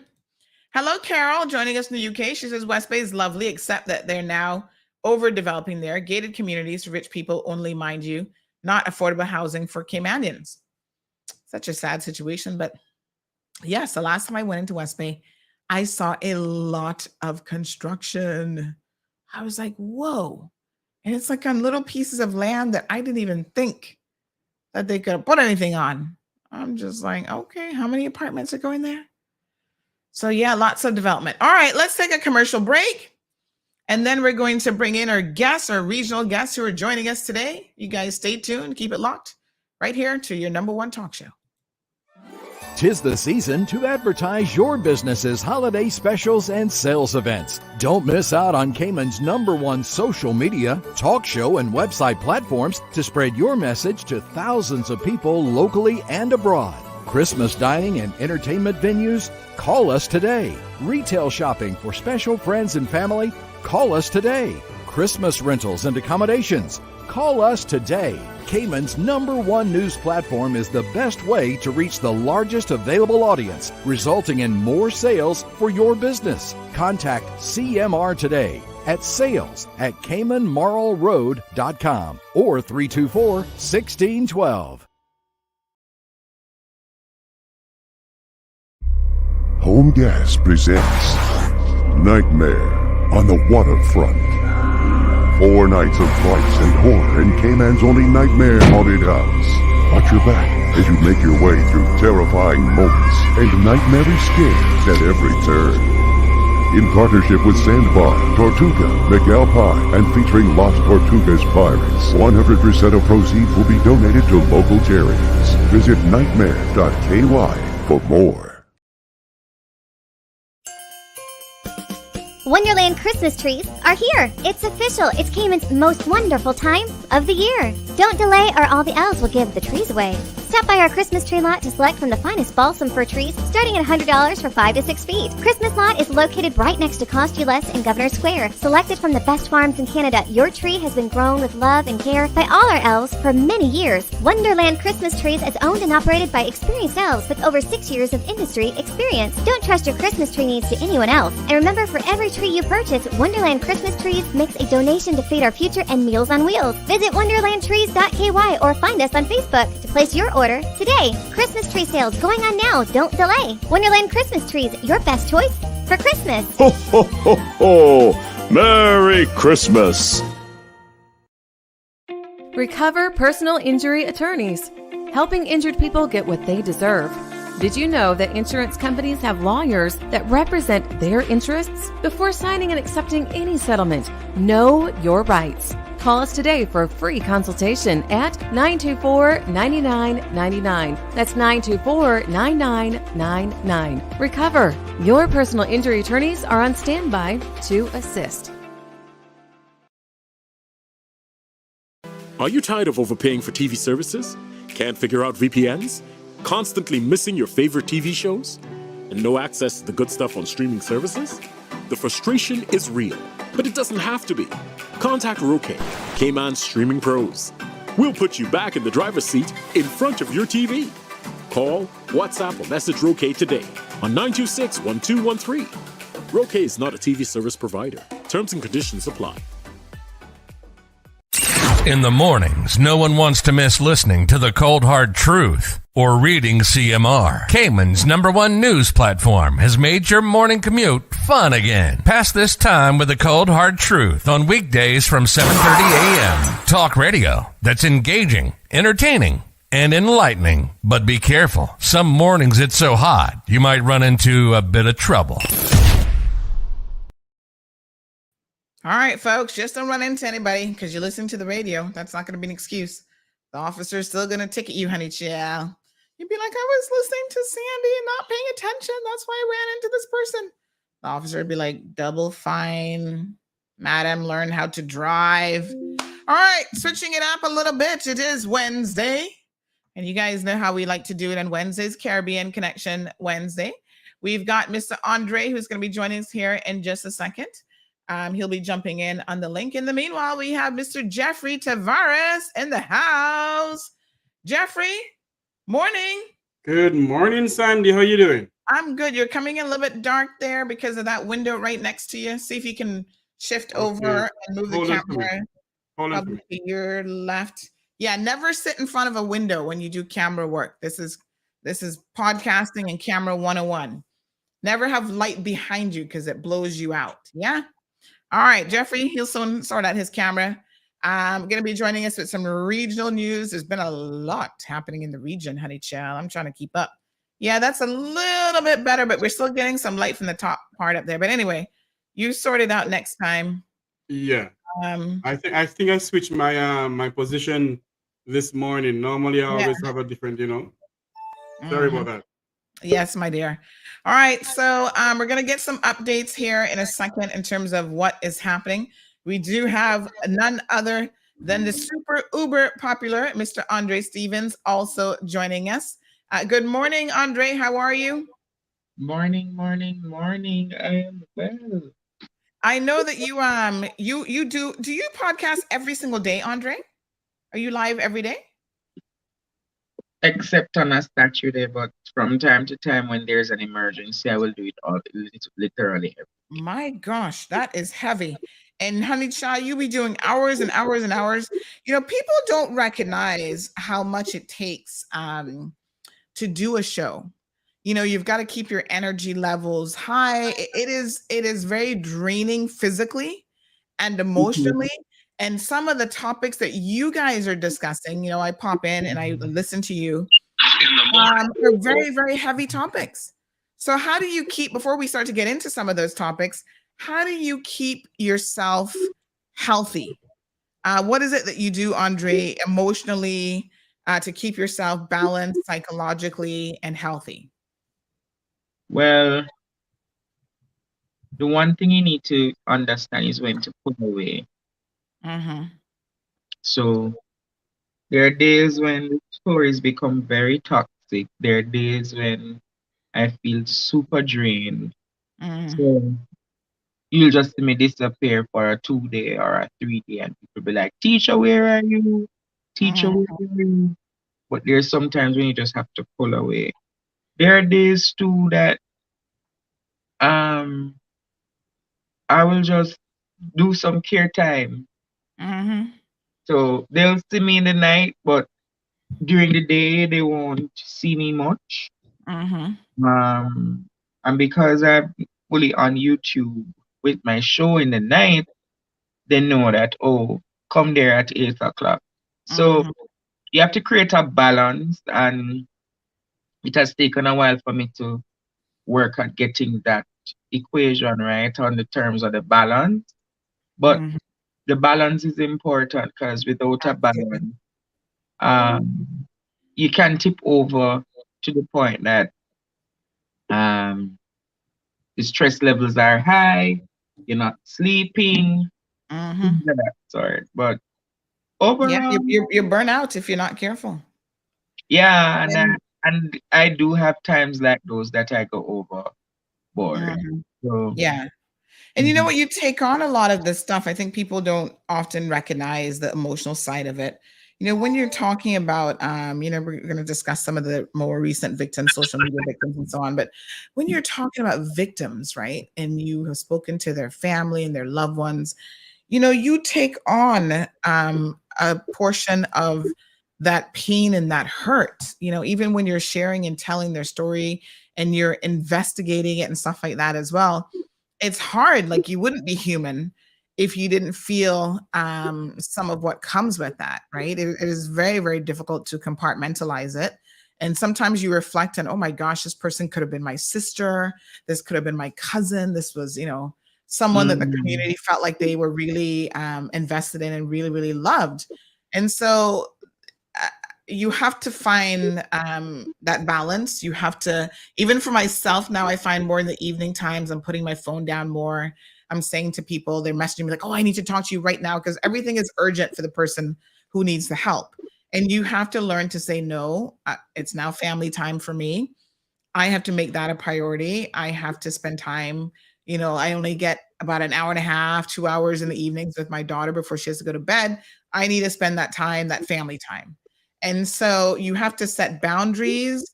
A lot of times you have to be physically taking care of yourself. That's why eating properly and exercising and making sure physically, for me, getting more sleep is now becoming more of a priority. So there is balance to be had. And then people are always stressing you out with their drama.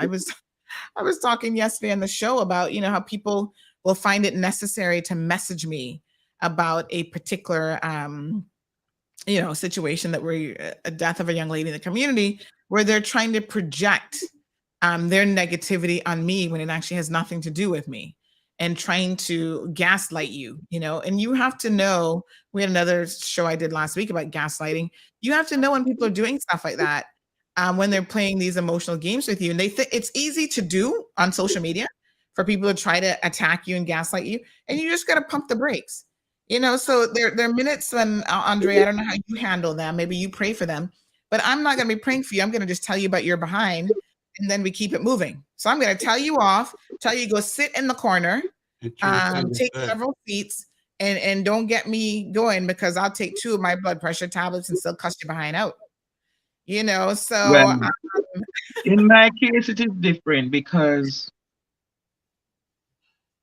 even when it is, sometimes they call you and they say some things that drives you to the point of anger.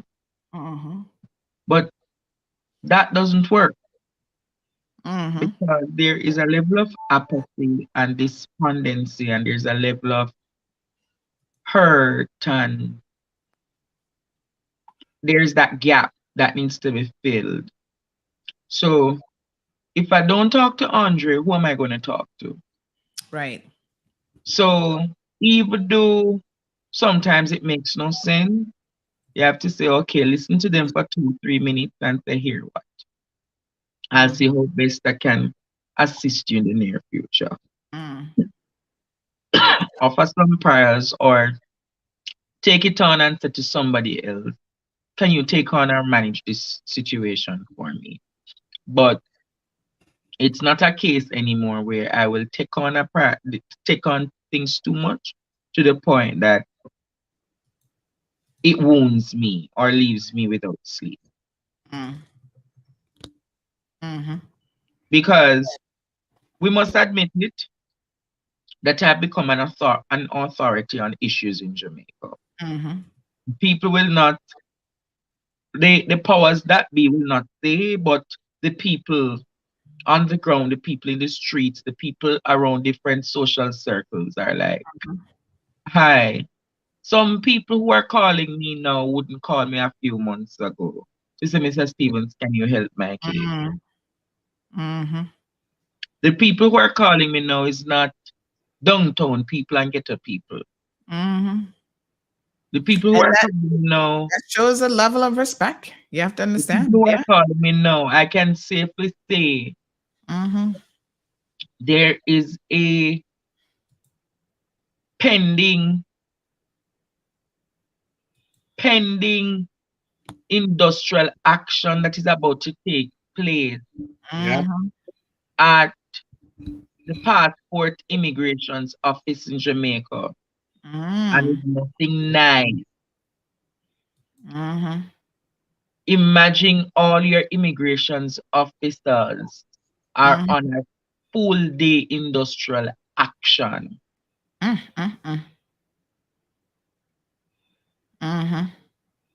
People at the Passport Immigration's office being interdicted without a hearing. Wow.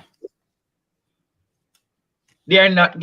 They were promised from 2018 or 2019 raised in salaries. 2018. Yet still, they have not been compensated. Just From like the police, Andre. 2022, the $30,000+ that they were promised is not even promised. That was negotiated and signed off.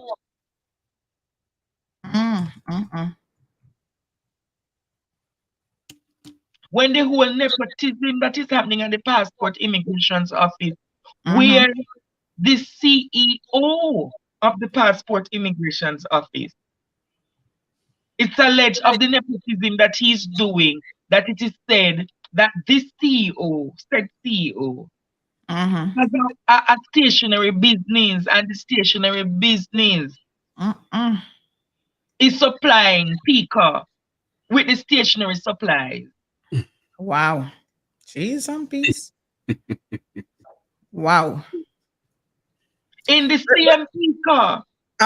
Pause one quick second for me, Andre. Before we get to that, let's have a quick word with Mr. Tavares here as well. So I think something that Andre just mentioned there is so important. When you see certain so-called society people, and I was touching on this a little bit yesterday, that death comes for us all. But even in death, we are separated by who we were in life, right? So you're a person of a particular position, a business person, a politician, whatever, death coming for you, same way, but you get treated differently.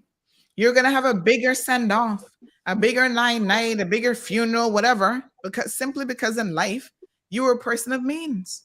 There are some people who die that we don't even get to see their names. We have no idea who they are. Their life and the impact of their death is no less than for the people who loved them. Everybody has someone that will feel the loss when you are no longer here. But it is interesting, nonetheless, how, because this is a real world that we live in, certain people in a society are now accepting of people like Andre, right? For all of a sudden, he's not just the voice of the people from the ghetto areas. He is the voice of everyone. And those same people recognize and appreciate, and really and truly, it comes with a degree of respect, whether they want to admit it or not, that they even have to pick up the phone and call you and dial your number. It says a lot about the inroads that you have made into the community and the fact that people from the politicians all the way down are listening to you. So congratulations to you, Andre, even for that, because that in and of itself is an accomplishment. Miss Christine watching us from St. Mary. Christine, we're just getting started here with our Caribbean connection. We have Sandra who's joining us from Georgia. She says, good morning, Teacher Andre. Aretha is here. Susan is also joining us from New York. One Love, J.A. is here. Miss Iva Kamanian, right here in Boddentown, said, Sandra, he doesn't let me sleep in the nights because I have to watch him. So, Andre, you're keeping people up even in Cayman. Jeffrey, morning to you. Morning, Sandra. Morning, Andre. How you doing? Blessings, blessings, blessings. Tell us a little bit, Jeffrey, about how you keep yourself grounded, balanced, centered, when you have people constantly reaching out to you for assistance and wanting you to bring topics and discussions into the public purview. Let me be honest.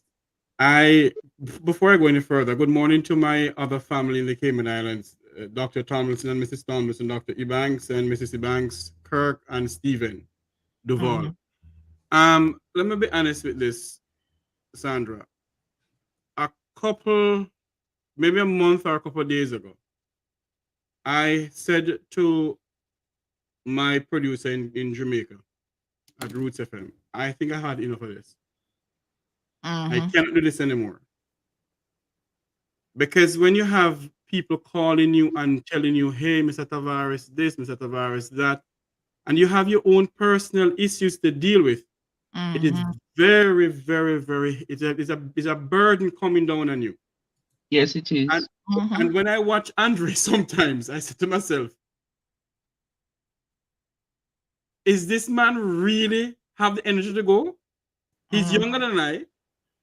But when you hear people calling, and although you want to give up, and it's what is going on in your country, you come from a political background, and I keep on telling people, don't associate me with any political party. I am Jeffrey Tavares.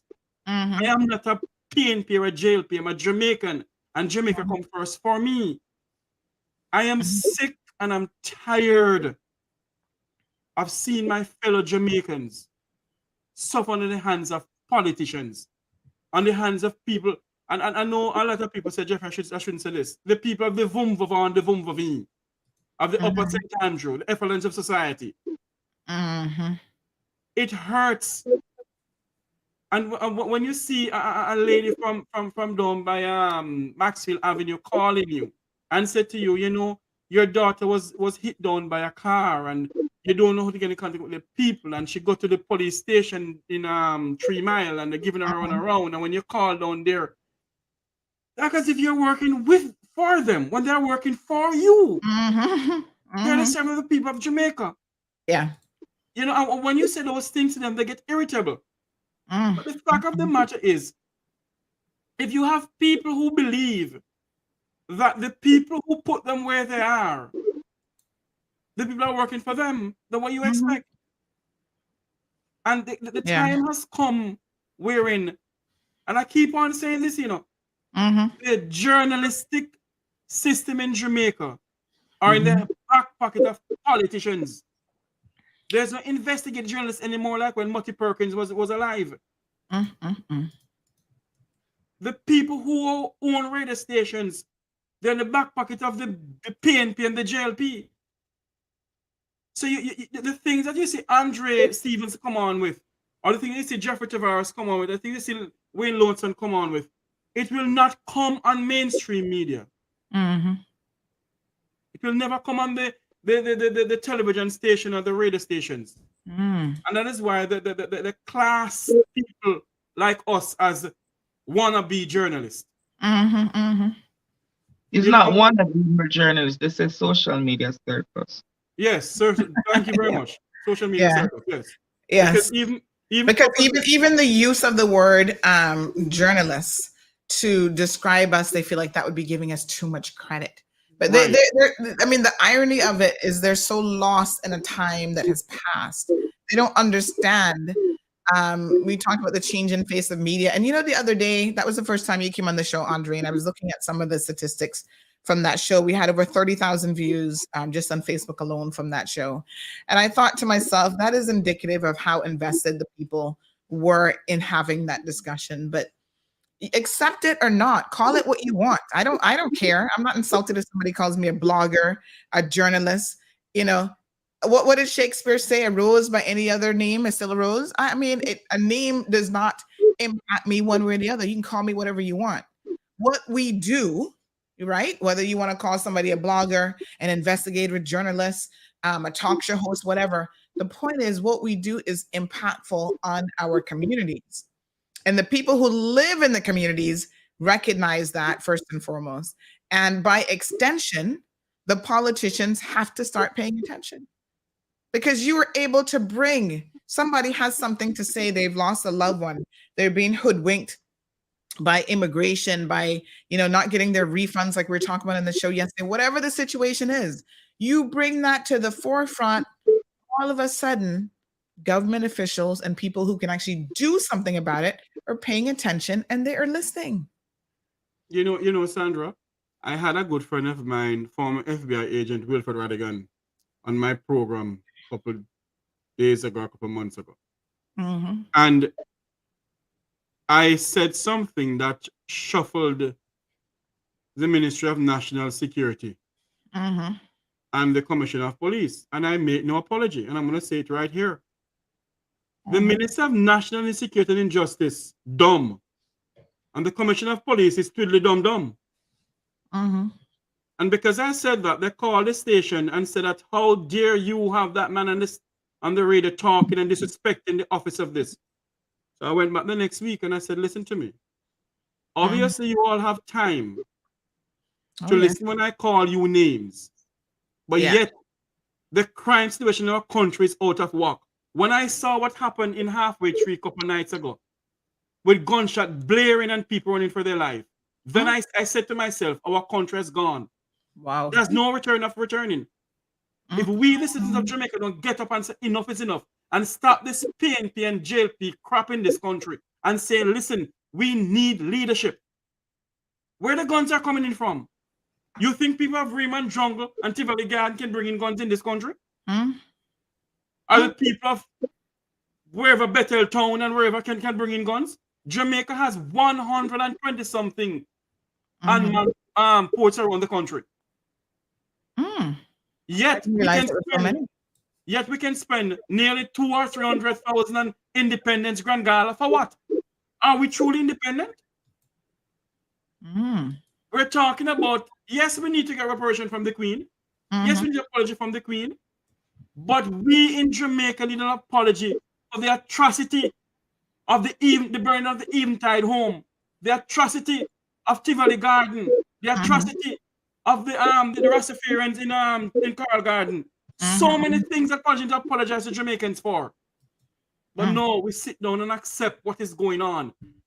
How can you have a member of parliament in the House of Parliament saying to another parliamentarian, you only fit to go and represent Riverton Dump, our city Riverton Dump, and get a national award? Get a national award. Well, let's I mean, there's so much that happens in Jamaica. Jamaica is obviously a very big country and a very busy place. So let's, Andre, what are some of the top stories this week? Now, I know obviously another social media influencer, young lady, has been killed, unfortunately. So perhaps just give us your top 3 headline stories that you have been covering as of late in Jamaica. Lieutenant Colonel who... Lieutenant Colonel who? I remember the JD. I have to stop and compose myself. Yes, okay. But a lieutenant colonel has been accused by 16 female officers in the army. 16? Yeah, 16. Wow. Thus far, it's 16 cases. A few months ago, I had carried a former JDF officer on my program. And she spoke about how she was assaulted in the army and how she was relinquished of her duties after they used the mental health issues and many other issues. Surprisingly, this case opened and people are wondering if there is a correlation in my conversation with the young lady and the army starting to have done an investigation and rather that happened. Surprisingly, the gentleman in question was is very close to the Governor General of Jamaica. Interestingly, the investigation became public when he was overseas. Members of the public then question, is it that the Army Chief, Rear Admiral Antoinette Weems Gorman, did she deliberately send him overseas on this training so she could advance the investigations? Because was he in Jamaica or had he been in Jamaica with the connections he have? Would he have reached out to the powers that be at King's House or other places. So the issue could be thrown out, the issue could be intercepted, the issue could have been swept under the carpet. Because, you know, the army is a big boys club. So that's a very big story. Surprisingly, right across Jamaica, there are demonstrations every day for road work and infrastructure. Between Hanover, between St. James, St. Mary, Clarendon, St. Thomas, the myriads, and I'm not saying that these complaints are coming from political lines. They're all affecting both sides of the aisle. But the people are fed up with the governance in Jamaica where they're promised roads and infrastructure. Can you believe, Sandra, that in 2022, roads, proper roads and water is still a major issue in Jamaica? Yet we celebrate 6 years of independence. Wow. It's hard. It is hard to believe. I'll be discussing this tonight. Ruel Reid, the former Minister of Education, and Sir Fitz Pinnock from the Caribbean Maritime University thought that they could go to the Privy Council, and the Privy Council would have thrown out their case of corruption. Well, the Privy Council sent down a ruling and said, listen, what? Go on back to Jamaica, go get your conviction. Let us see if they're going to get it down here, Andre. Go on back to Jamaica. Go on back to Jamaica to get your conviction. So we think that because Queen Elizabeth dead, and King Charles dead, in things that he would have get a ruling in the favor of His Majesty King Charles III. Well, justice will be served, and I go and depend that case like MATLAB, because the millions that they stole from education is wrong.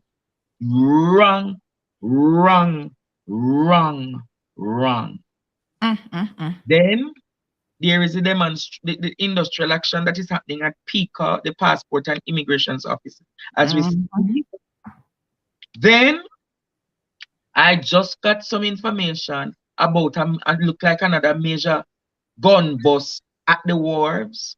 I think we have some pictures. Are those the pictures, Jeffrey, that you sent? Yes, I. So we'll talk about that in a second. It was sent to me by some friends of mine that there's a major drug bust at the port, and it is not only at the port.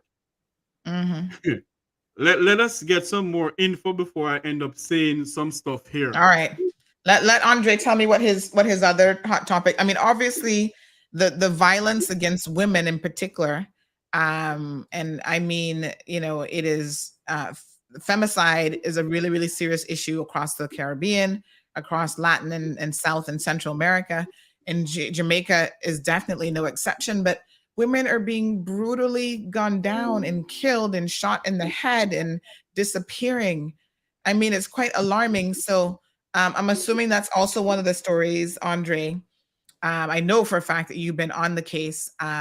Yesterday, someone said that the young man who's a person of interest, I heard on the one hand that he had left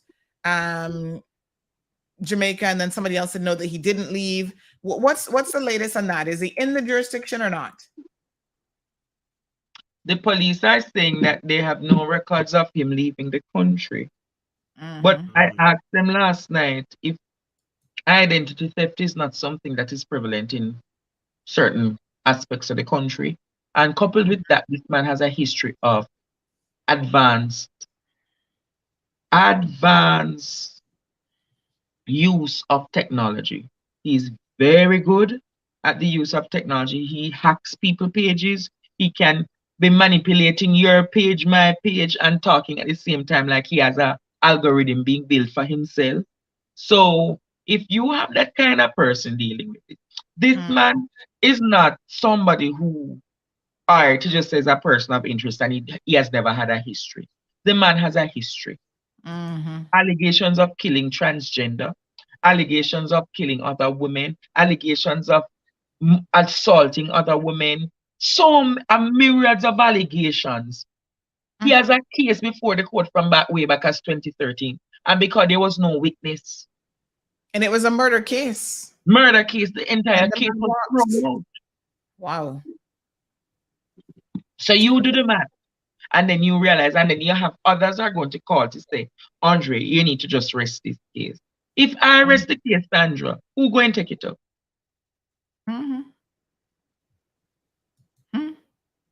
If I should rest the case now, all right, Sandra, they kill you, and you have nobody there to assist. If I say I go and get justice for Sandra, it's not like there's a syndicate of people speaking. It's a few. And I probably allow this out of them because I'm the one that is fearless. And I just say, if I dirt, I dirt. If they kill me, then kill me. You're alone, my friend. Sandra, you have Cliff Hughes, you have Emily, you have Dion Jackson. None of them. They're in the back pockets, Sir Andre. They're in the back pockets of college and they can't say certain things, especially the man name that you just called. You have the Observer. You have the Gleaner. Sometimes they will, but they will not go to the point. It's just surface news them producing. Surface news where everybody here already.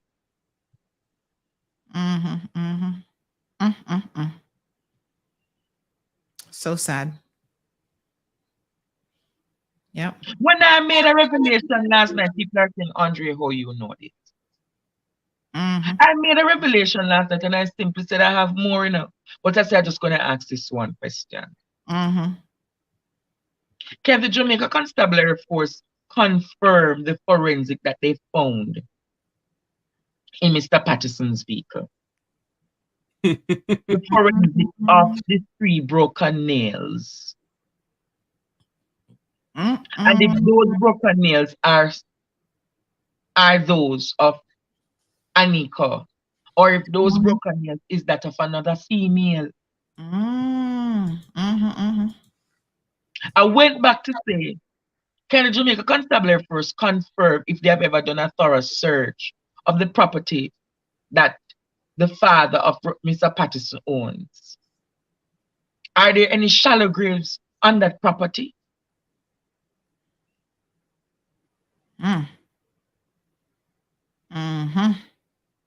Wow. And these are basic questions that I think that journalists in Jamaica can ask. What is the fear of asking those? Oh, this is very complex. It is deeper than the Donnelly issue. A lot of people are involved. So if a lot of people are involved, let the powers be and call the chips where it lie.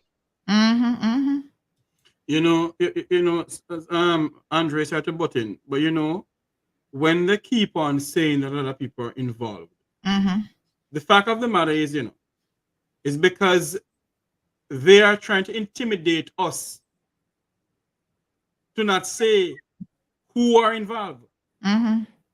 But there's names that is being surfacing and names that are being circulating of who is involved. And the same young man, Patterson, is connected to a well-known Jamaican politician. I don't know about that, you know. So, you know, it is... You sure about that? Andre, there's a lot of things that I know and just keep my mouth shut. People, I don't know about that, you know. He's well known. He's well connected to a well-known Jamaican politician. When you say well connected, in what way? Family, friends? Family. Patterson is only one. By the laws of deduction, is only one. Patterson was a well-known politician. All right, let's look at so this young lady, unfortunately, you know, I did see the videos of her floating in the water. So incredibly sad. She's been found dead, gunshot to the head, I understand. The person of interest, I don't know whether he's overseas or not, he's missing. Some persons were saying that he might have gone overseas to the US where he lived at some point previously. That was a possibility, but the official position then of the Jamaican government is that they are unaware of him leaving the jurisdiction, I guess, on his own proper documents that they know that he has, which Andre has made the point that he may have access to other documentation that they know nothing about.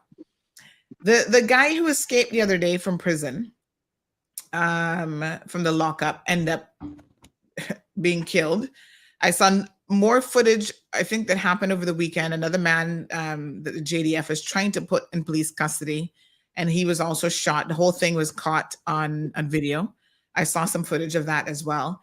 It seems to me, gentlemen, that when you are a wanted man, and even if they let you out of the police lockup and you become a wanted person again, that the way that your end will come is you're going to be a dead man. I mean, some of these criminals maybe just need to go and hand themselves in and say, okay, I'm here, at least live the rest of your life. You might have a chance living it out in prison, because on the streets of Jamaica, you seem like you're going to be dead if you're involved in the criminal element, and you're going to be dead if the police are chasing you as well. Are there any concerns that the JDF is being heavy-handed when it is, which I don't envy their job by any stretch of the imagination, because obviously they're dealing with very dangerous criminals, but are there any concerns that they're being heavy-handed when they're trying to apprehend criminals, and that their position perhaps is, it's either going to be killed or be killed, and so they take whatever measures to just eliminate those who are actually wanted by the authorities? Are you talking about the JDF or the JCF? This JCF. The JCF. Well, if the head of the JCF, who is the Minister of National Security, can tell the police officers to shoot and ask questions after, so that's what's going to happen. But the fact of the matter is, when you have a person who is a handcuff, the person is already in custody. So if you have the person in handcuff, I don't understand how is it that you're going to draw a gun and shoot the individual, and when the individual dropped dead, one of the handcuffs was pulled. So something is not connecting here. There's a lot of red flag that is being, when you look at the video carefully, there's a lot of red flag. But it boils back down, if the Minister of National Security is going to say to the JCF members, shoot and ask questions after, then that's what was the difference between the JCF and the JDF? One's the defense force, and one's the constabulary force. Okay, so one is the police and one is the army. Okay, right. Yes. Okay, all right. Wow, what a mess! And both of your units are fully armed, I guess, all the time. Yes, they're fully armed, well armed. As a matter of fact, the JDF is well armed than the JCF, because the JCF members need ballistic vests, they need guns, and they can't get any guns. Yet the government of America give Jamaica in the tune of $20 billion a year to fight crime, and nobody knows where that money is going. I can get Herb Nelson Jr. from the Institute of in America to come on your show, Sandra, to speak to you more about it. Let's have a look at some of these photos here. Jeffrey, tell us, what is this? You have some of them that is these are tin goods, canned goods. Yeah, those are tin goods that they said the guns came into. Okay. So I see, look like one brand is like Welch's grape something or another. And then this then are the weapons that were found in this same shipment? That's what I'm being told. Wow. So they're hiding firearms in the canned goods. And other shipments, I guess. That's a lot of weapons in that one photo. It is. So you have guns and, of course, magazine clips and other ammunition. Oh, yeah, what a situation. We have some comments coming in. Jonathan says, "Dead man tells no tales." Aliano says, "Once the National Army and the other is a police force." Thank you for clarifying. Howard says, "Head of the police never said to shoot anyone unharmed, but they said the say guy said they had to kill him because before he goes to jail. Howard, I think something's missing there, but okay. Sharicia said the guy got his hand out of the handcuff before he was shot. I saw the video.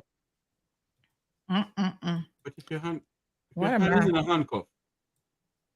This is this last video that has been going around, but I mean, I think in that particular video, the man just would not submit. He would not stop trying to fight the police. You know, there's multiple videos. There's about 3 different videos that I've seen of the incident showing it from different angles. So I think that's why they need to get body cams for the. I was going to ask this because I feel like here we need body cams as well. So your officers don't have body cams there in Jamaica? They at one point they said they had some. Then they come out and said it has technical glitch and all sort of things. So we don't know what's going on. Mm-hmm. It's the latest news that I got. So Ms. Olive said that the minister did not say to shoot and ask questions after. He She did. said that is not the truth. Do you have the video clip of him saying that or the transcripts or anything? Maybe you can get it. I would have to dig it up and find it and send it to you. Okay. All right. Ms. Darlene says there's so many ways to smuggle, but it is all done by mankind. So, Andre, what's the latest on the Donna Lee case? Where are we with that? The last court was the last bail hearing for Noel. He was denied bail, and they returned to court on the 9th of February. Mm-hmm. So when we go to the court on the 9th of February, we'll definitely know when they will begin the trial and all of that. Mm-hmm. But I know if I don't keep on this case, it is going to be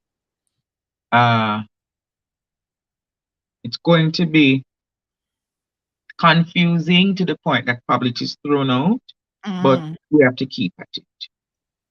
Because at this point, I expected that Noel or the powers that be would have said that the body is here, but nothing has come to light. So she still hasn't been found. Wow. So sad for her family that she may never be found. Unbelievable. I noticed that he's had a number of bail hearings. How does the bail hearing process work? How many bail hearings are you entitled to? Because it seems like he's had at least 3 or 4 of those already. I believe he got 3. Uh-huh. Never knew you could have so much bail hearings. I know. I thought that was a bit strange. It depends on his lawyers along with the prosecutor and so forth. I think that is one of the they didn't get enough evidence at one point, or enough paperwork didn't hand it into the DBP or whatever they call it. And I think that's what happened. And let me clarify something. We're not hearing you. I think you muted yourself, actually. Sorry. Let me clarify something here. The Minister of National Security said, shoot to kill. It was a statement to the JCF members. Shoot to kill. And I have the video here. Send me the video in the WhatsApp. Let's put that rumor to bed. He either said it or he didn't. It's either, folks. Andrea says, kiss my teeth, Andre. You can't do anything about that case. Well, Andre says he's going to keep on top of it. I mean, it's so sad, Andre, that there is a sense of despondency where people just give up so easily as well. Everybody's like, oh, it's never going to be solved. She's never going to be found. You can't do nothing. This is why it's so important for persons like yourself to remain that consistent voice on these topics, and you keep the pressure on the authorities. You keep it in the forefront of the minds of the people so that they do not forget, because I feel like news in general is like this, but you know, everybody gets their 15 minutes. It's not even 15 minutes anymore. It's like 5 minutes, and then you move on to the next topic. You move on to the next victim. You need to move on to the next female who's been gunned down in violence or who has disappeared. And because there's no continuity, you know, people then forget about the Donna Lees of the world. They forget about, what's the other young lady's name? Please remind me of the latest. Anika. You know, they just forget so easily because they get distracted by the latest case and the latest situation and the latest shooting. And you know, it's important for people to be constantly reminded, because it seems like as human beings, we have very short memories. That's why politicians keep doing the same thing over and over again. And we keep electing them because they keep hoodwinking us with false information, and you can't even remember what the truth is. Sharicia has a question for Andre, saying, why aren't you highlighting the other killings, though? Rasheen Clark was murdered recently. Why aren't this being highlighted too? So tell us. I'm going to ask you, Sharicia, sorry. Sharicia, I'm going to ask you this question. And I want you to be critical and be fair. There's only one Andre. I spoke already about a dating app called Grindr. I'm sure Jeffrey heard about me speaking about it. Yes. Dating app called Grindr, where a lot of these young men use it as a means to find somebody to either date, grind, or to get involved with. Do you want me to go down the road to remember Rasheen Clark in that light? I've been speaking about it weeks now, that people who are LGBTQ must be careful how they go about their life. And if I go back down, and I will go there tonight. I will go there tonight. But be wary that the thing, sometimes you don't want the death to be remembered in a particular way, Sandra. So when the news come to you, say, no, at least rest this one.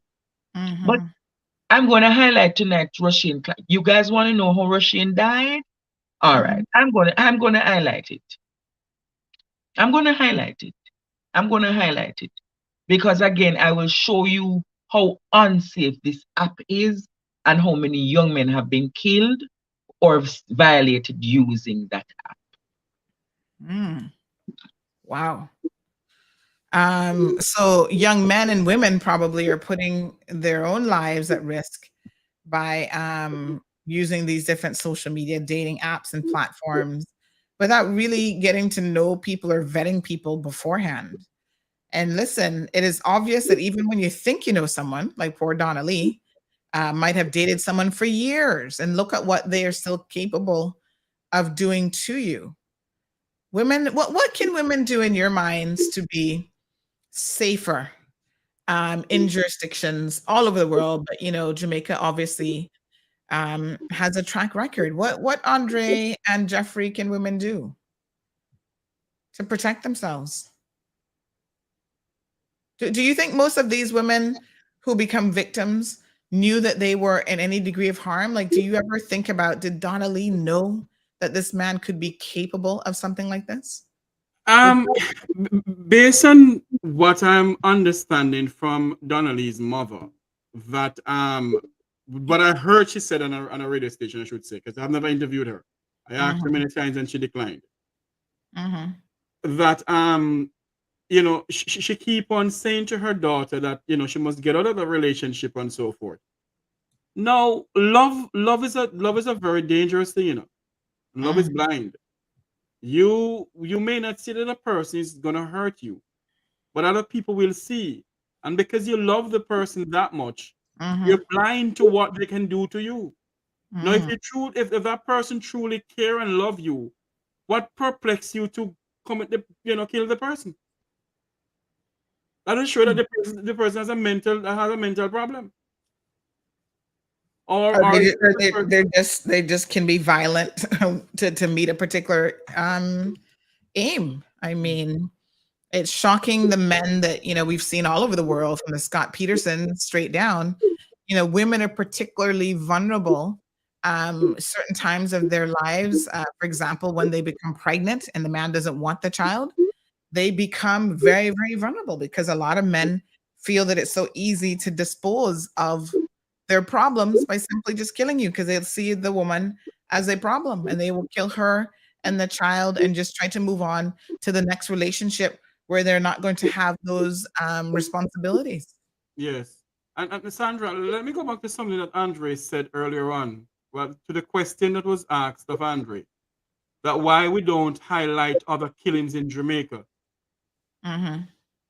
And Andre touched on a very important point. He's only one Andre. Jamaica has over nearly 1,000 or so radio stations. So many? It's nearly 1,000, Andre, or less than that. No, man, we couldn't have over 1,000 radio stations. I don't think we even passed 100. Well, maybe 100. Maybe I missed. I was gonna say that sounds maybe like 100. Miscalculation. So you know what? I'm looking on the website here of radio station that is online. Sorry, like internet radio station. Sorry. You know, and why don't they put that question to those radio stations? Other radio stations are down there.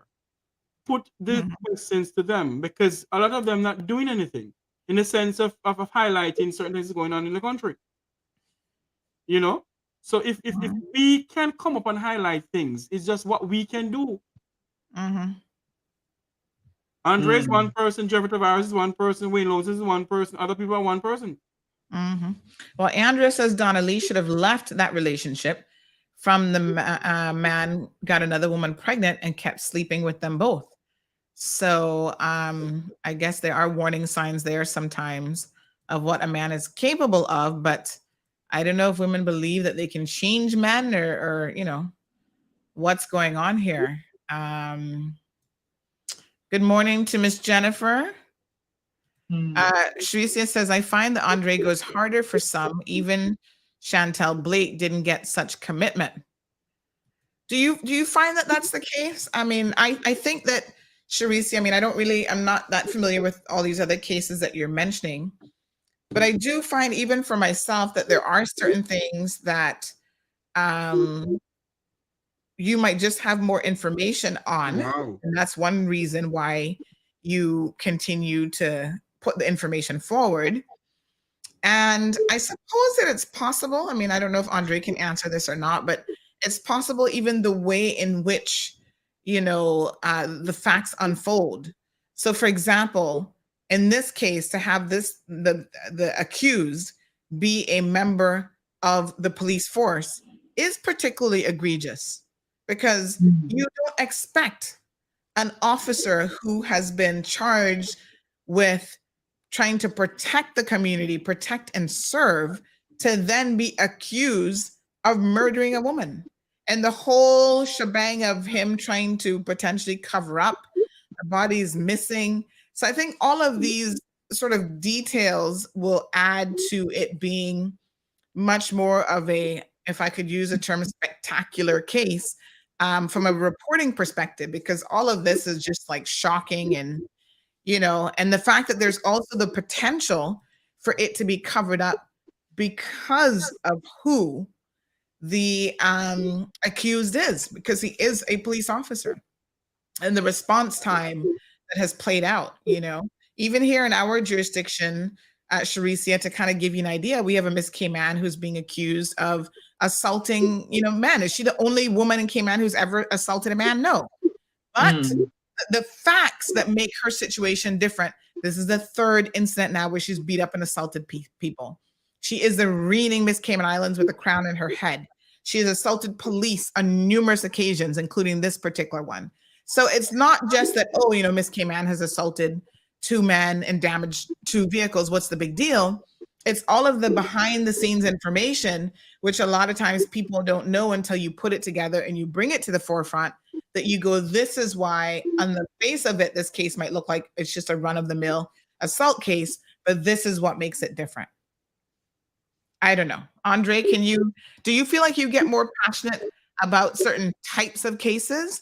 Or the point that I'm making is that it really turns on the facts and the intricate details of each case? I think I'm more drawn to human interest stories. Yes. But they appeal more to the senses and to your emotions, and it feels super relatable. It puts you in the position of the person. Had you been the person, what you would have done differently, all of those things. So the truth be told, I carry as much cases as possible. But I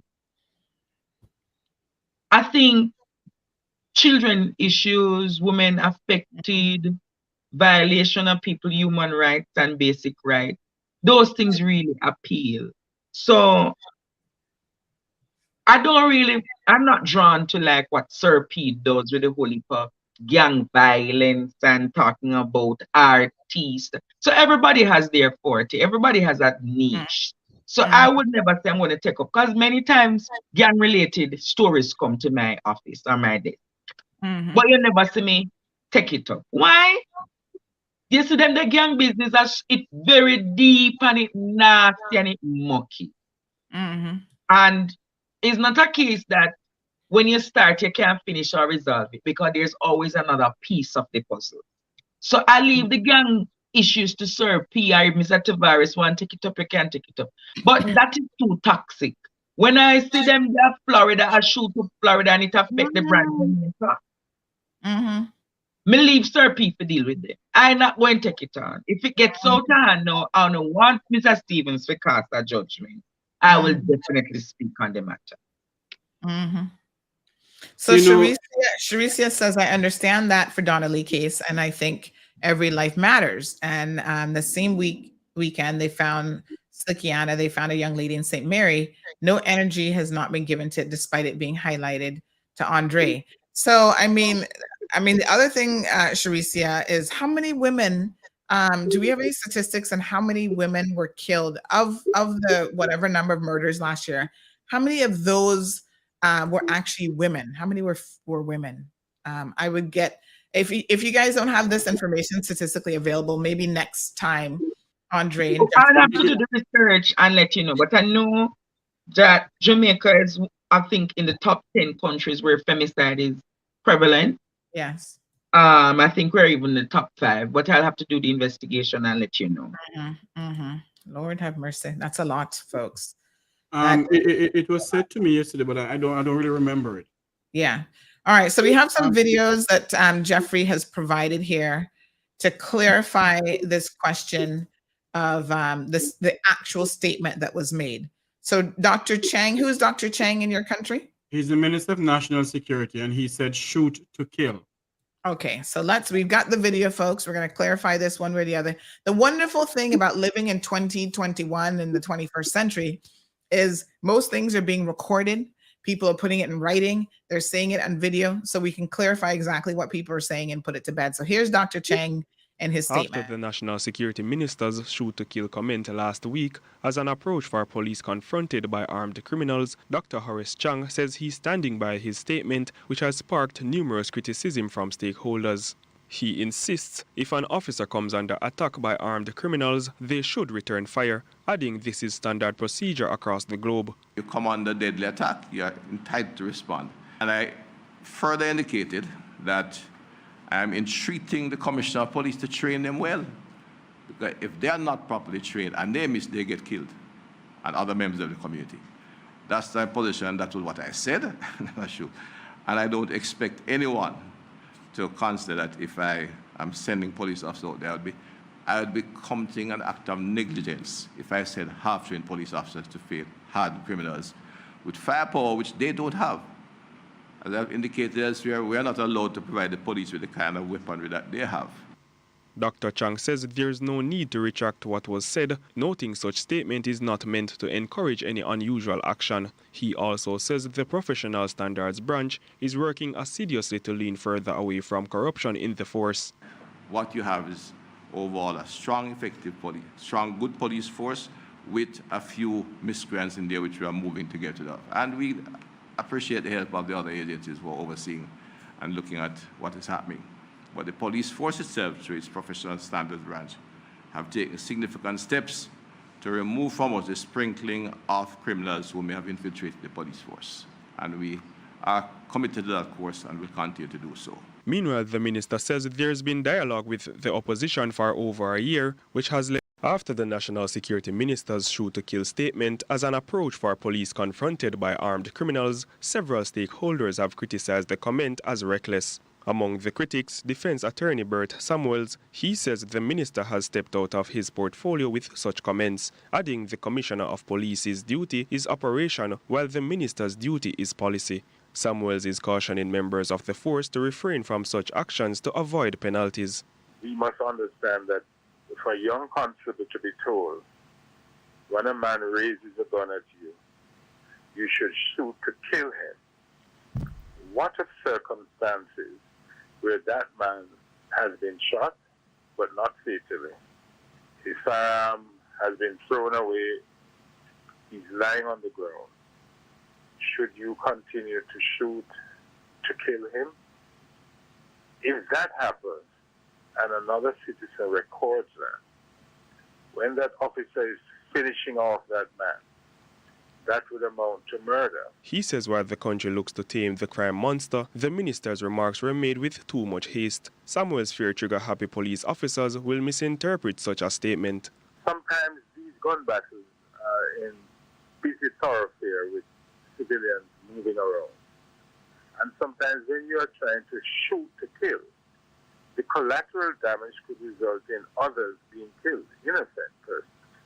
So one can see the lack of wisdom in making broad statements like that when we are not in a state of war. Meanwhile, the attorney is urging the police to revisit the JCF's human rights and police use of force and It's an interesting point because around the world, human rights groups have never given Jamaica a good mark for human rights violations. Let's be very, very honest. Whether it's the JCF, and that's why I wonder, with all the human rights violations in our country, how we still getting financial support?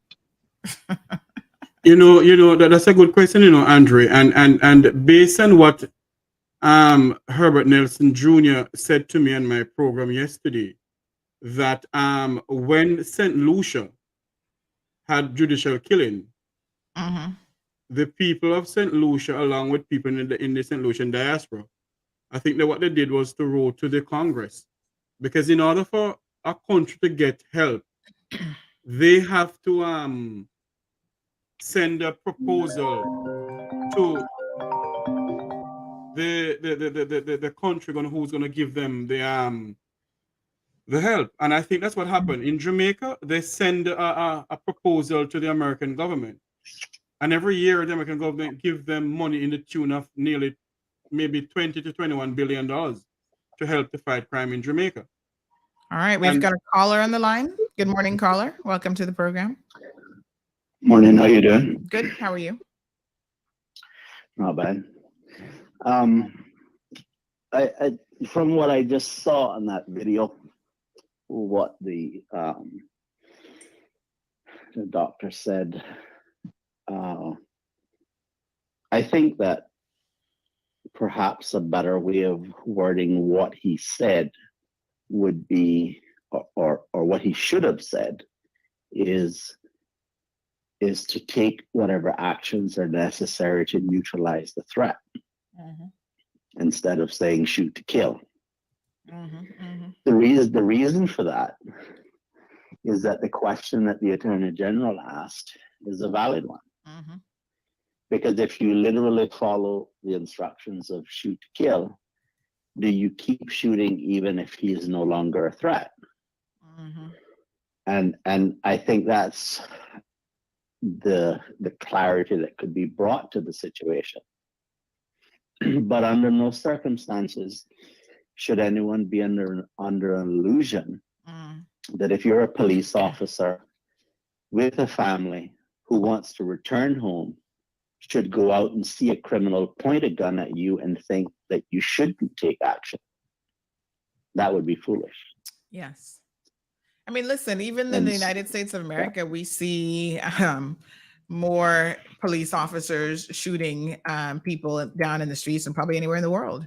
There was one in New York recently, which was the full thing was caught on video. That is shocking. And there are times when it is justified. We saw police officers kill and shoot and kill a man recently who had his gun pointed at the police dog. And we know that in the police service, that a dog has the rank of an officer. So if you put your gun on a police dog, it's the same thing. as putting your gun at an officer, and they will shoot and kill you if that's what's required. A lot of people say things like, why couldn't they shoot at the guy's leg or try to hit his big toe? And I'm like, listen, when you are in the middle of a very stressful situation where it is kill or be killed, you might not have the luxury of trying to aim to hit somebody in the foot, or someone said yesterday, take out a baton and break his leg with it. I'm like, it's so interesting how we think about these things. You don't have the luxury of all of that when you're in the middle of a scuffle and someone's trying to take a weapon from you, and Yeah, well, not only do you sometimes may not have the luxury, the other more important point is the legal issue around if you think that the threat is such that you should just shoot him in the leg, then maybe you should be shooting at all. Because the threat, if all you're trying to do is to just stop someone from being able to move, do they really pose a threat enough to you for you to shoot in the first place? So all I'm saying is that it's simple for us to sit here and have this conversation, but when someone that you know is a hardened criminal, you're an officer and you've been pursuing this person for years, and now you're face to face with this person, they have a gun on you. It's not like you can wait to see what they're going to do. You see, what the problem is that a bullet travels faster than the speed of sound. So before you can even respond to anything that person does, you're already dead. So you have to make up your mind whether you are willing to accept the threat of that gun being pointed at you.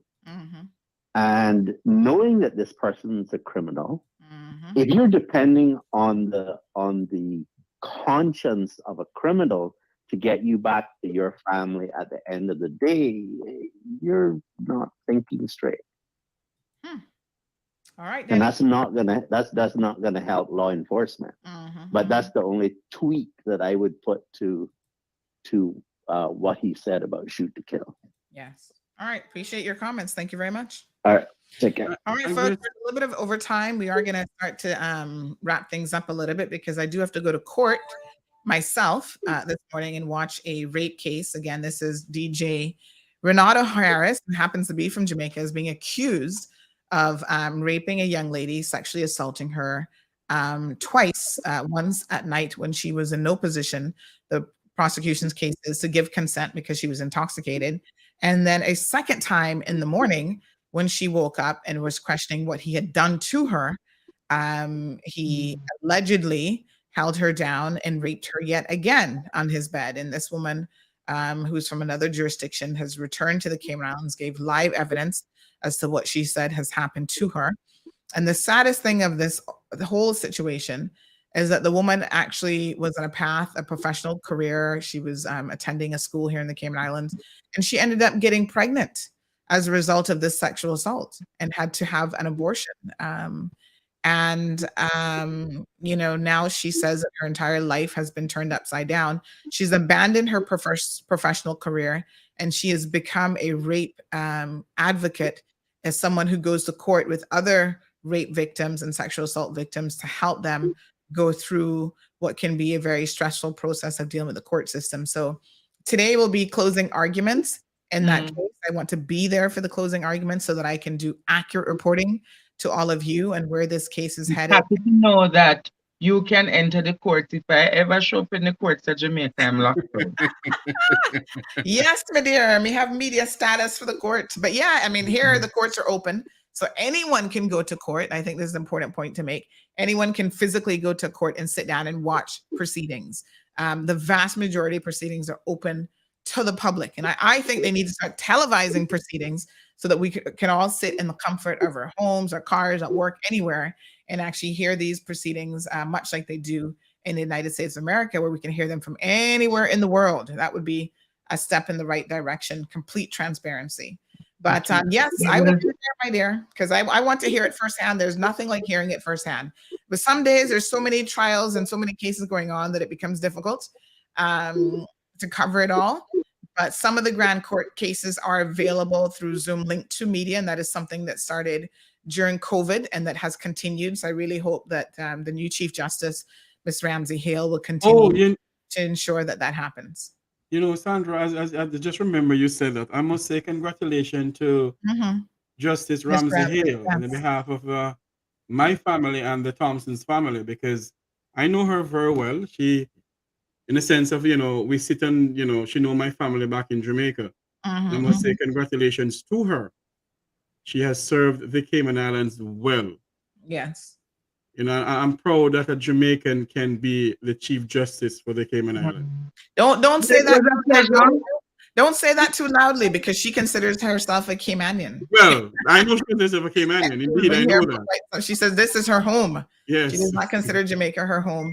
But to that point, you would be surprised the number of Caymanians who will say to you that the entire Cayman police force and judiciary and DPP's office, all of our, you know, court systems primarily are being run and operated by Jamaicans.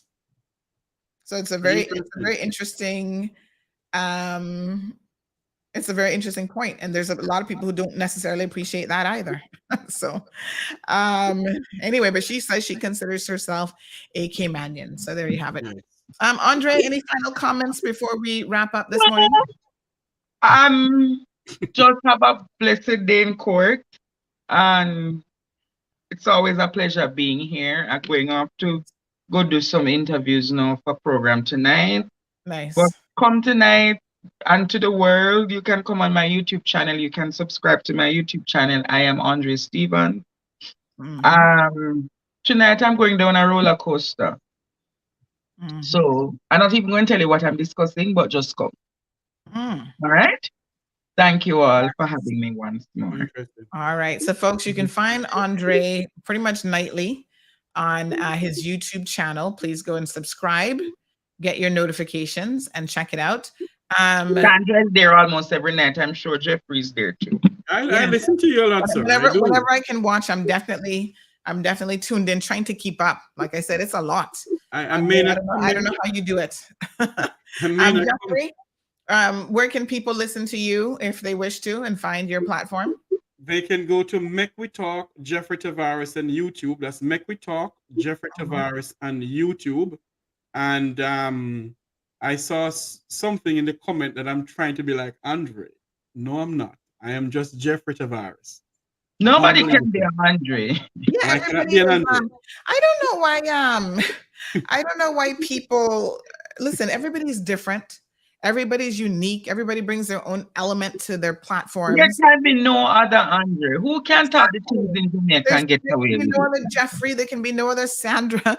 I mean, yes, in court, like I said, this lawyer, when I went to the swearing-in ceremony, this lawyer said to me, "Oh, you know, I like your conversational style, and I feel like, you know, I'm just in your living room and I'm hearing your stories and we're engaging, we're talking."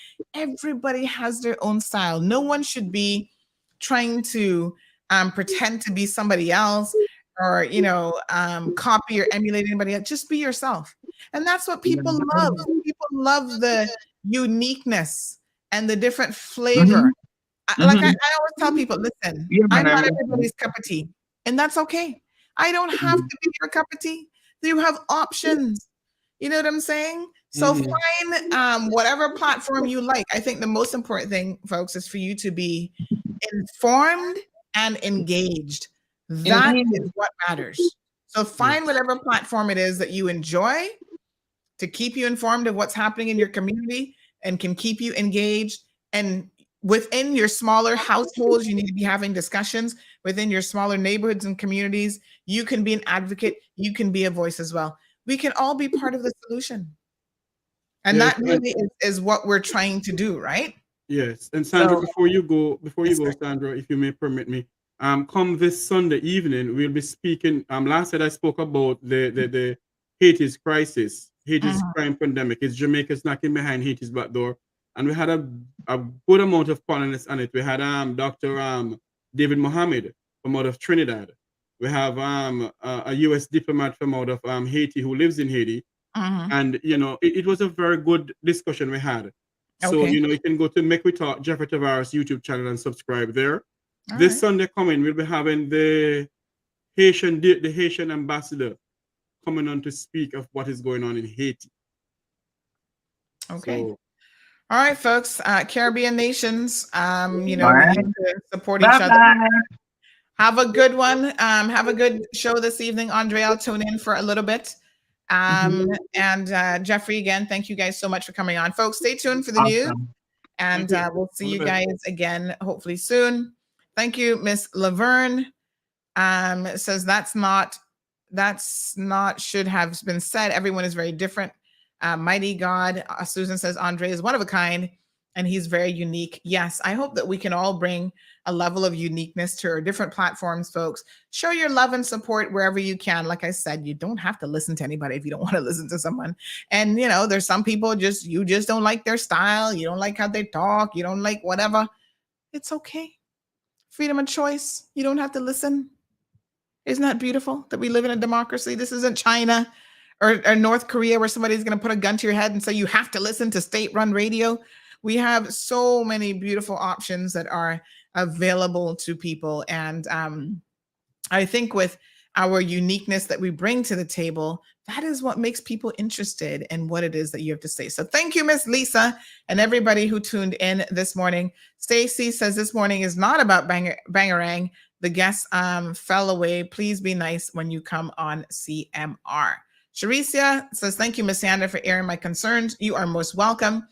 Drew Love says, love is love. Amen to that. Hallelujah. Let me, hold on. We need a hallelujah up in here. Where's my hallelujah button? Praise the Lord. Yes, Drew. Thank you guys some love for that. And absolutely, folks, Sharicia, you have a point. I mean, maybe we as hosts are we're human beings too, honey child. So, there's certain things that will pique our interest for a variety of different reasons. It is what it is. Sandra Parkinson says, thank you, Sandra, for inviting Teacher on your show. Bless you too, dear. Thank you. Susan says, freedom of speech is a must. Jennifer, Miss Anne Marie, you guys have an absolutely beautiful and productive day. And please, no matter where you are, be safe out there. This is so important that you be safe, right? Because we want you to come back and listen another day. All right, here's your news by Kevin Watler.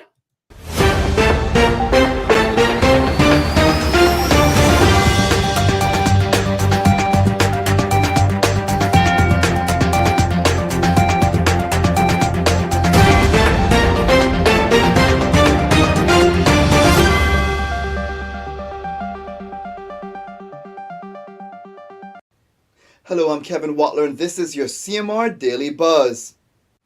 As of Monday morning, only one person was arrested for driving under the influence of alcohol following the implementation of new road traffic laws last week. A 38-year-old man of West Bay was arrested on Saturday after he was seen driving erratically and his blood alcohol level gave a reading of 0.232%. The Royal Cayman Islands Police Service said that with the new traffic legislation now in effect, the police will continue to increase targeted traffic enforcement in the coming weeks, heading into the festive season. Justice Margaret Ramsey Hale was sworn in as Chief Justice of the Cayman Islands. Justice Ramsey Hale takes over from Sir Anthony Smelly. Governor Martin Roper said it was a historic occasion to swear in the first woman to hold a post in the Cayman Islands. An emotional Justice Ramsey Hale could not hide her emotions as congratulations and praises of her hard work came from speakers representing various organizations at the swearing-in ceremony. There appears to be turmoil at Cayman First Insurance Company Limited, with well-placed sources revealing that the Cayman Islands Monetary Authority has received numerous complaints of non-payment of claims for several months. One medical facility is said to be owed some $3 million in unpaid insurance claims. The most serious claims are that local physicians have had enough of the irregular payments and have now made formal complaints with CIMA, calling into question the company's financial position. CIMA is at the earliest stage of intake process and no affirmation of the precise nature of the issues can be confirmed. Just 3 months ago, the company had its financial strength rating of A- excellent affirmed by AM Best. Renowned educator Dr. Robert W. Robinson has been appointed the new president of the University College of the Cayman Islands. Chairman of UCCI's board, Gilbert McLean, said that the board conducted a thorough local, regional, and international search to secure the candidate best suited to lead UCCI to the next level. Dr. Robinson holds dual citizenship as a Canadian and American and is based in Tampa, Florida, and he has more than 25 years of experience leading award-winning public, private, and not-for-profit organizations. A new National Gallery exhibit entitled Pop and the Popular is now on display. It is inspired by the pop art movement of the 1960s, where artists appropriated images, techniques, and materials from mass media and popular culture and presented them in bold graphic formats. Pop investigates shared stylistic characteristics and common themes within the work of a diverse group of 24 Cayman-based artists, all of whom in some way engage with or respond to the concept of pop within their regular practice. Access to the exhibition is entirely free and is accompanied by a busy program of events, tours, and workshops along with school resources. Now for your CMR weather update, it's brought to you by WG Charters. Sunrise at 6:23, mostly sunny skies are expected when the temperature is 86 degrees Fahrenheit and the humidity at 63% like the forecast calls for. It will feel around 90 degrees Fahrenheit. Winds north-northeast at 5 to 10 miles per hour and the sun sets at 5:54. At nighttime, the temperature falls to the high 70s. Looking forward, hot days, warm nights with the possibility of a brief shower. CMR weather updates are brought to you by WG Charters. They offer private boat trips for a great price, and we encourage you to support them. Now for some regional and international news. Senior Superintendent Stephanie Lindsay, the head of Jamaica's Constabulary Corporate Communications Unit, says there is no evidence that Roshane Peterson, the person of interest in the death of Anika Slickiana Townsend, left the country. Lindsay stated that no record shows that Patterson has left the country. Patterson was identified as a person of interest after the social media influencer's body was found at a beach in St. James last Friday. West Indies head coach Phil Simmons apologized for the side's disappointing performance that resulted in their shock exit from the ICC Men's T20 World Cup in Australia, but said his decision to resign was not a knee-jerk reaction to that situation. Cricket West Indies announced Simmons' resignation in a statement on Monday evening, stating that his last assignment would be the upcoming two-test series against Australia from November 30th to December 12th. The Jamaica Defense Force is investigating allegations of sexual harassment against a high-ranking officer following several reports. The name of the accused is being withheld. It is said that female soldiers have come forward with allegations of sexual assault by the senior member. A member of the recently established Commission on Cannabis Legalization and Regulation in Grenada has warned that the legalization of marijuana will not happen overnight, and in the interim is recommending that persons 25 years and under who were charged, convicted, or imprisoned for simple cannabis possession be pardoned by the Governor General. The Grenada government has appointed a 12-member commission whose task includes holding consultations with the public as the government seeks to develop a framework for the legalization of cannabis in Grenada. That's it for now on A Daily Buzz. Thank you for joining me. Please stay safe and God bless.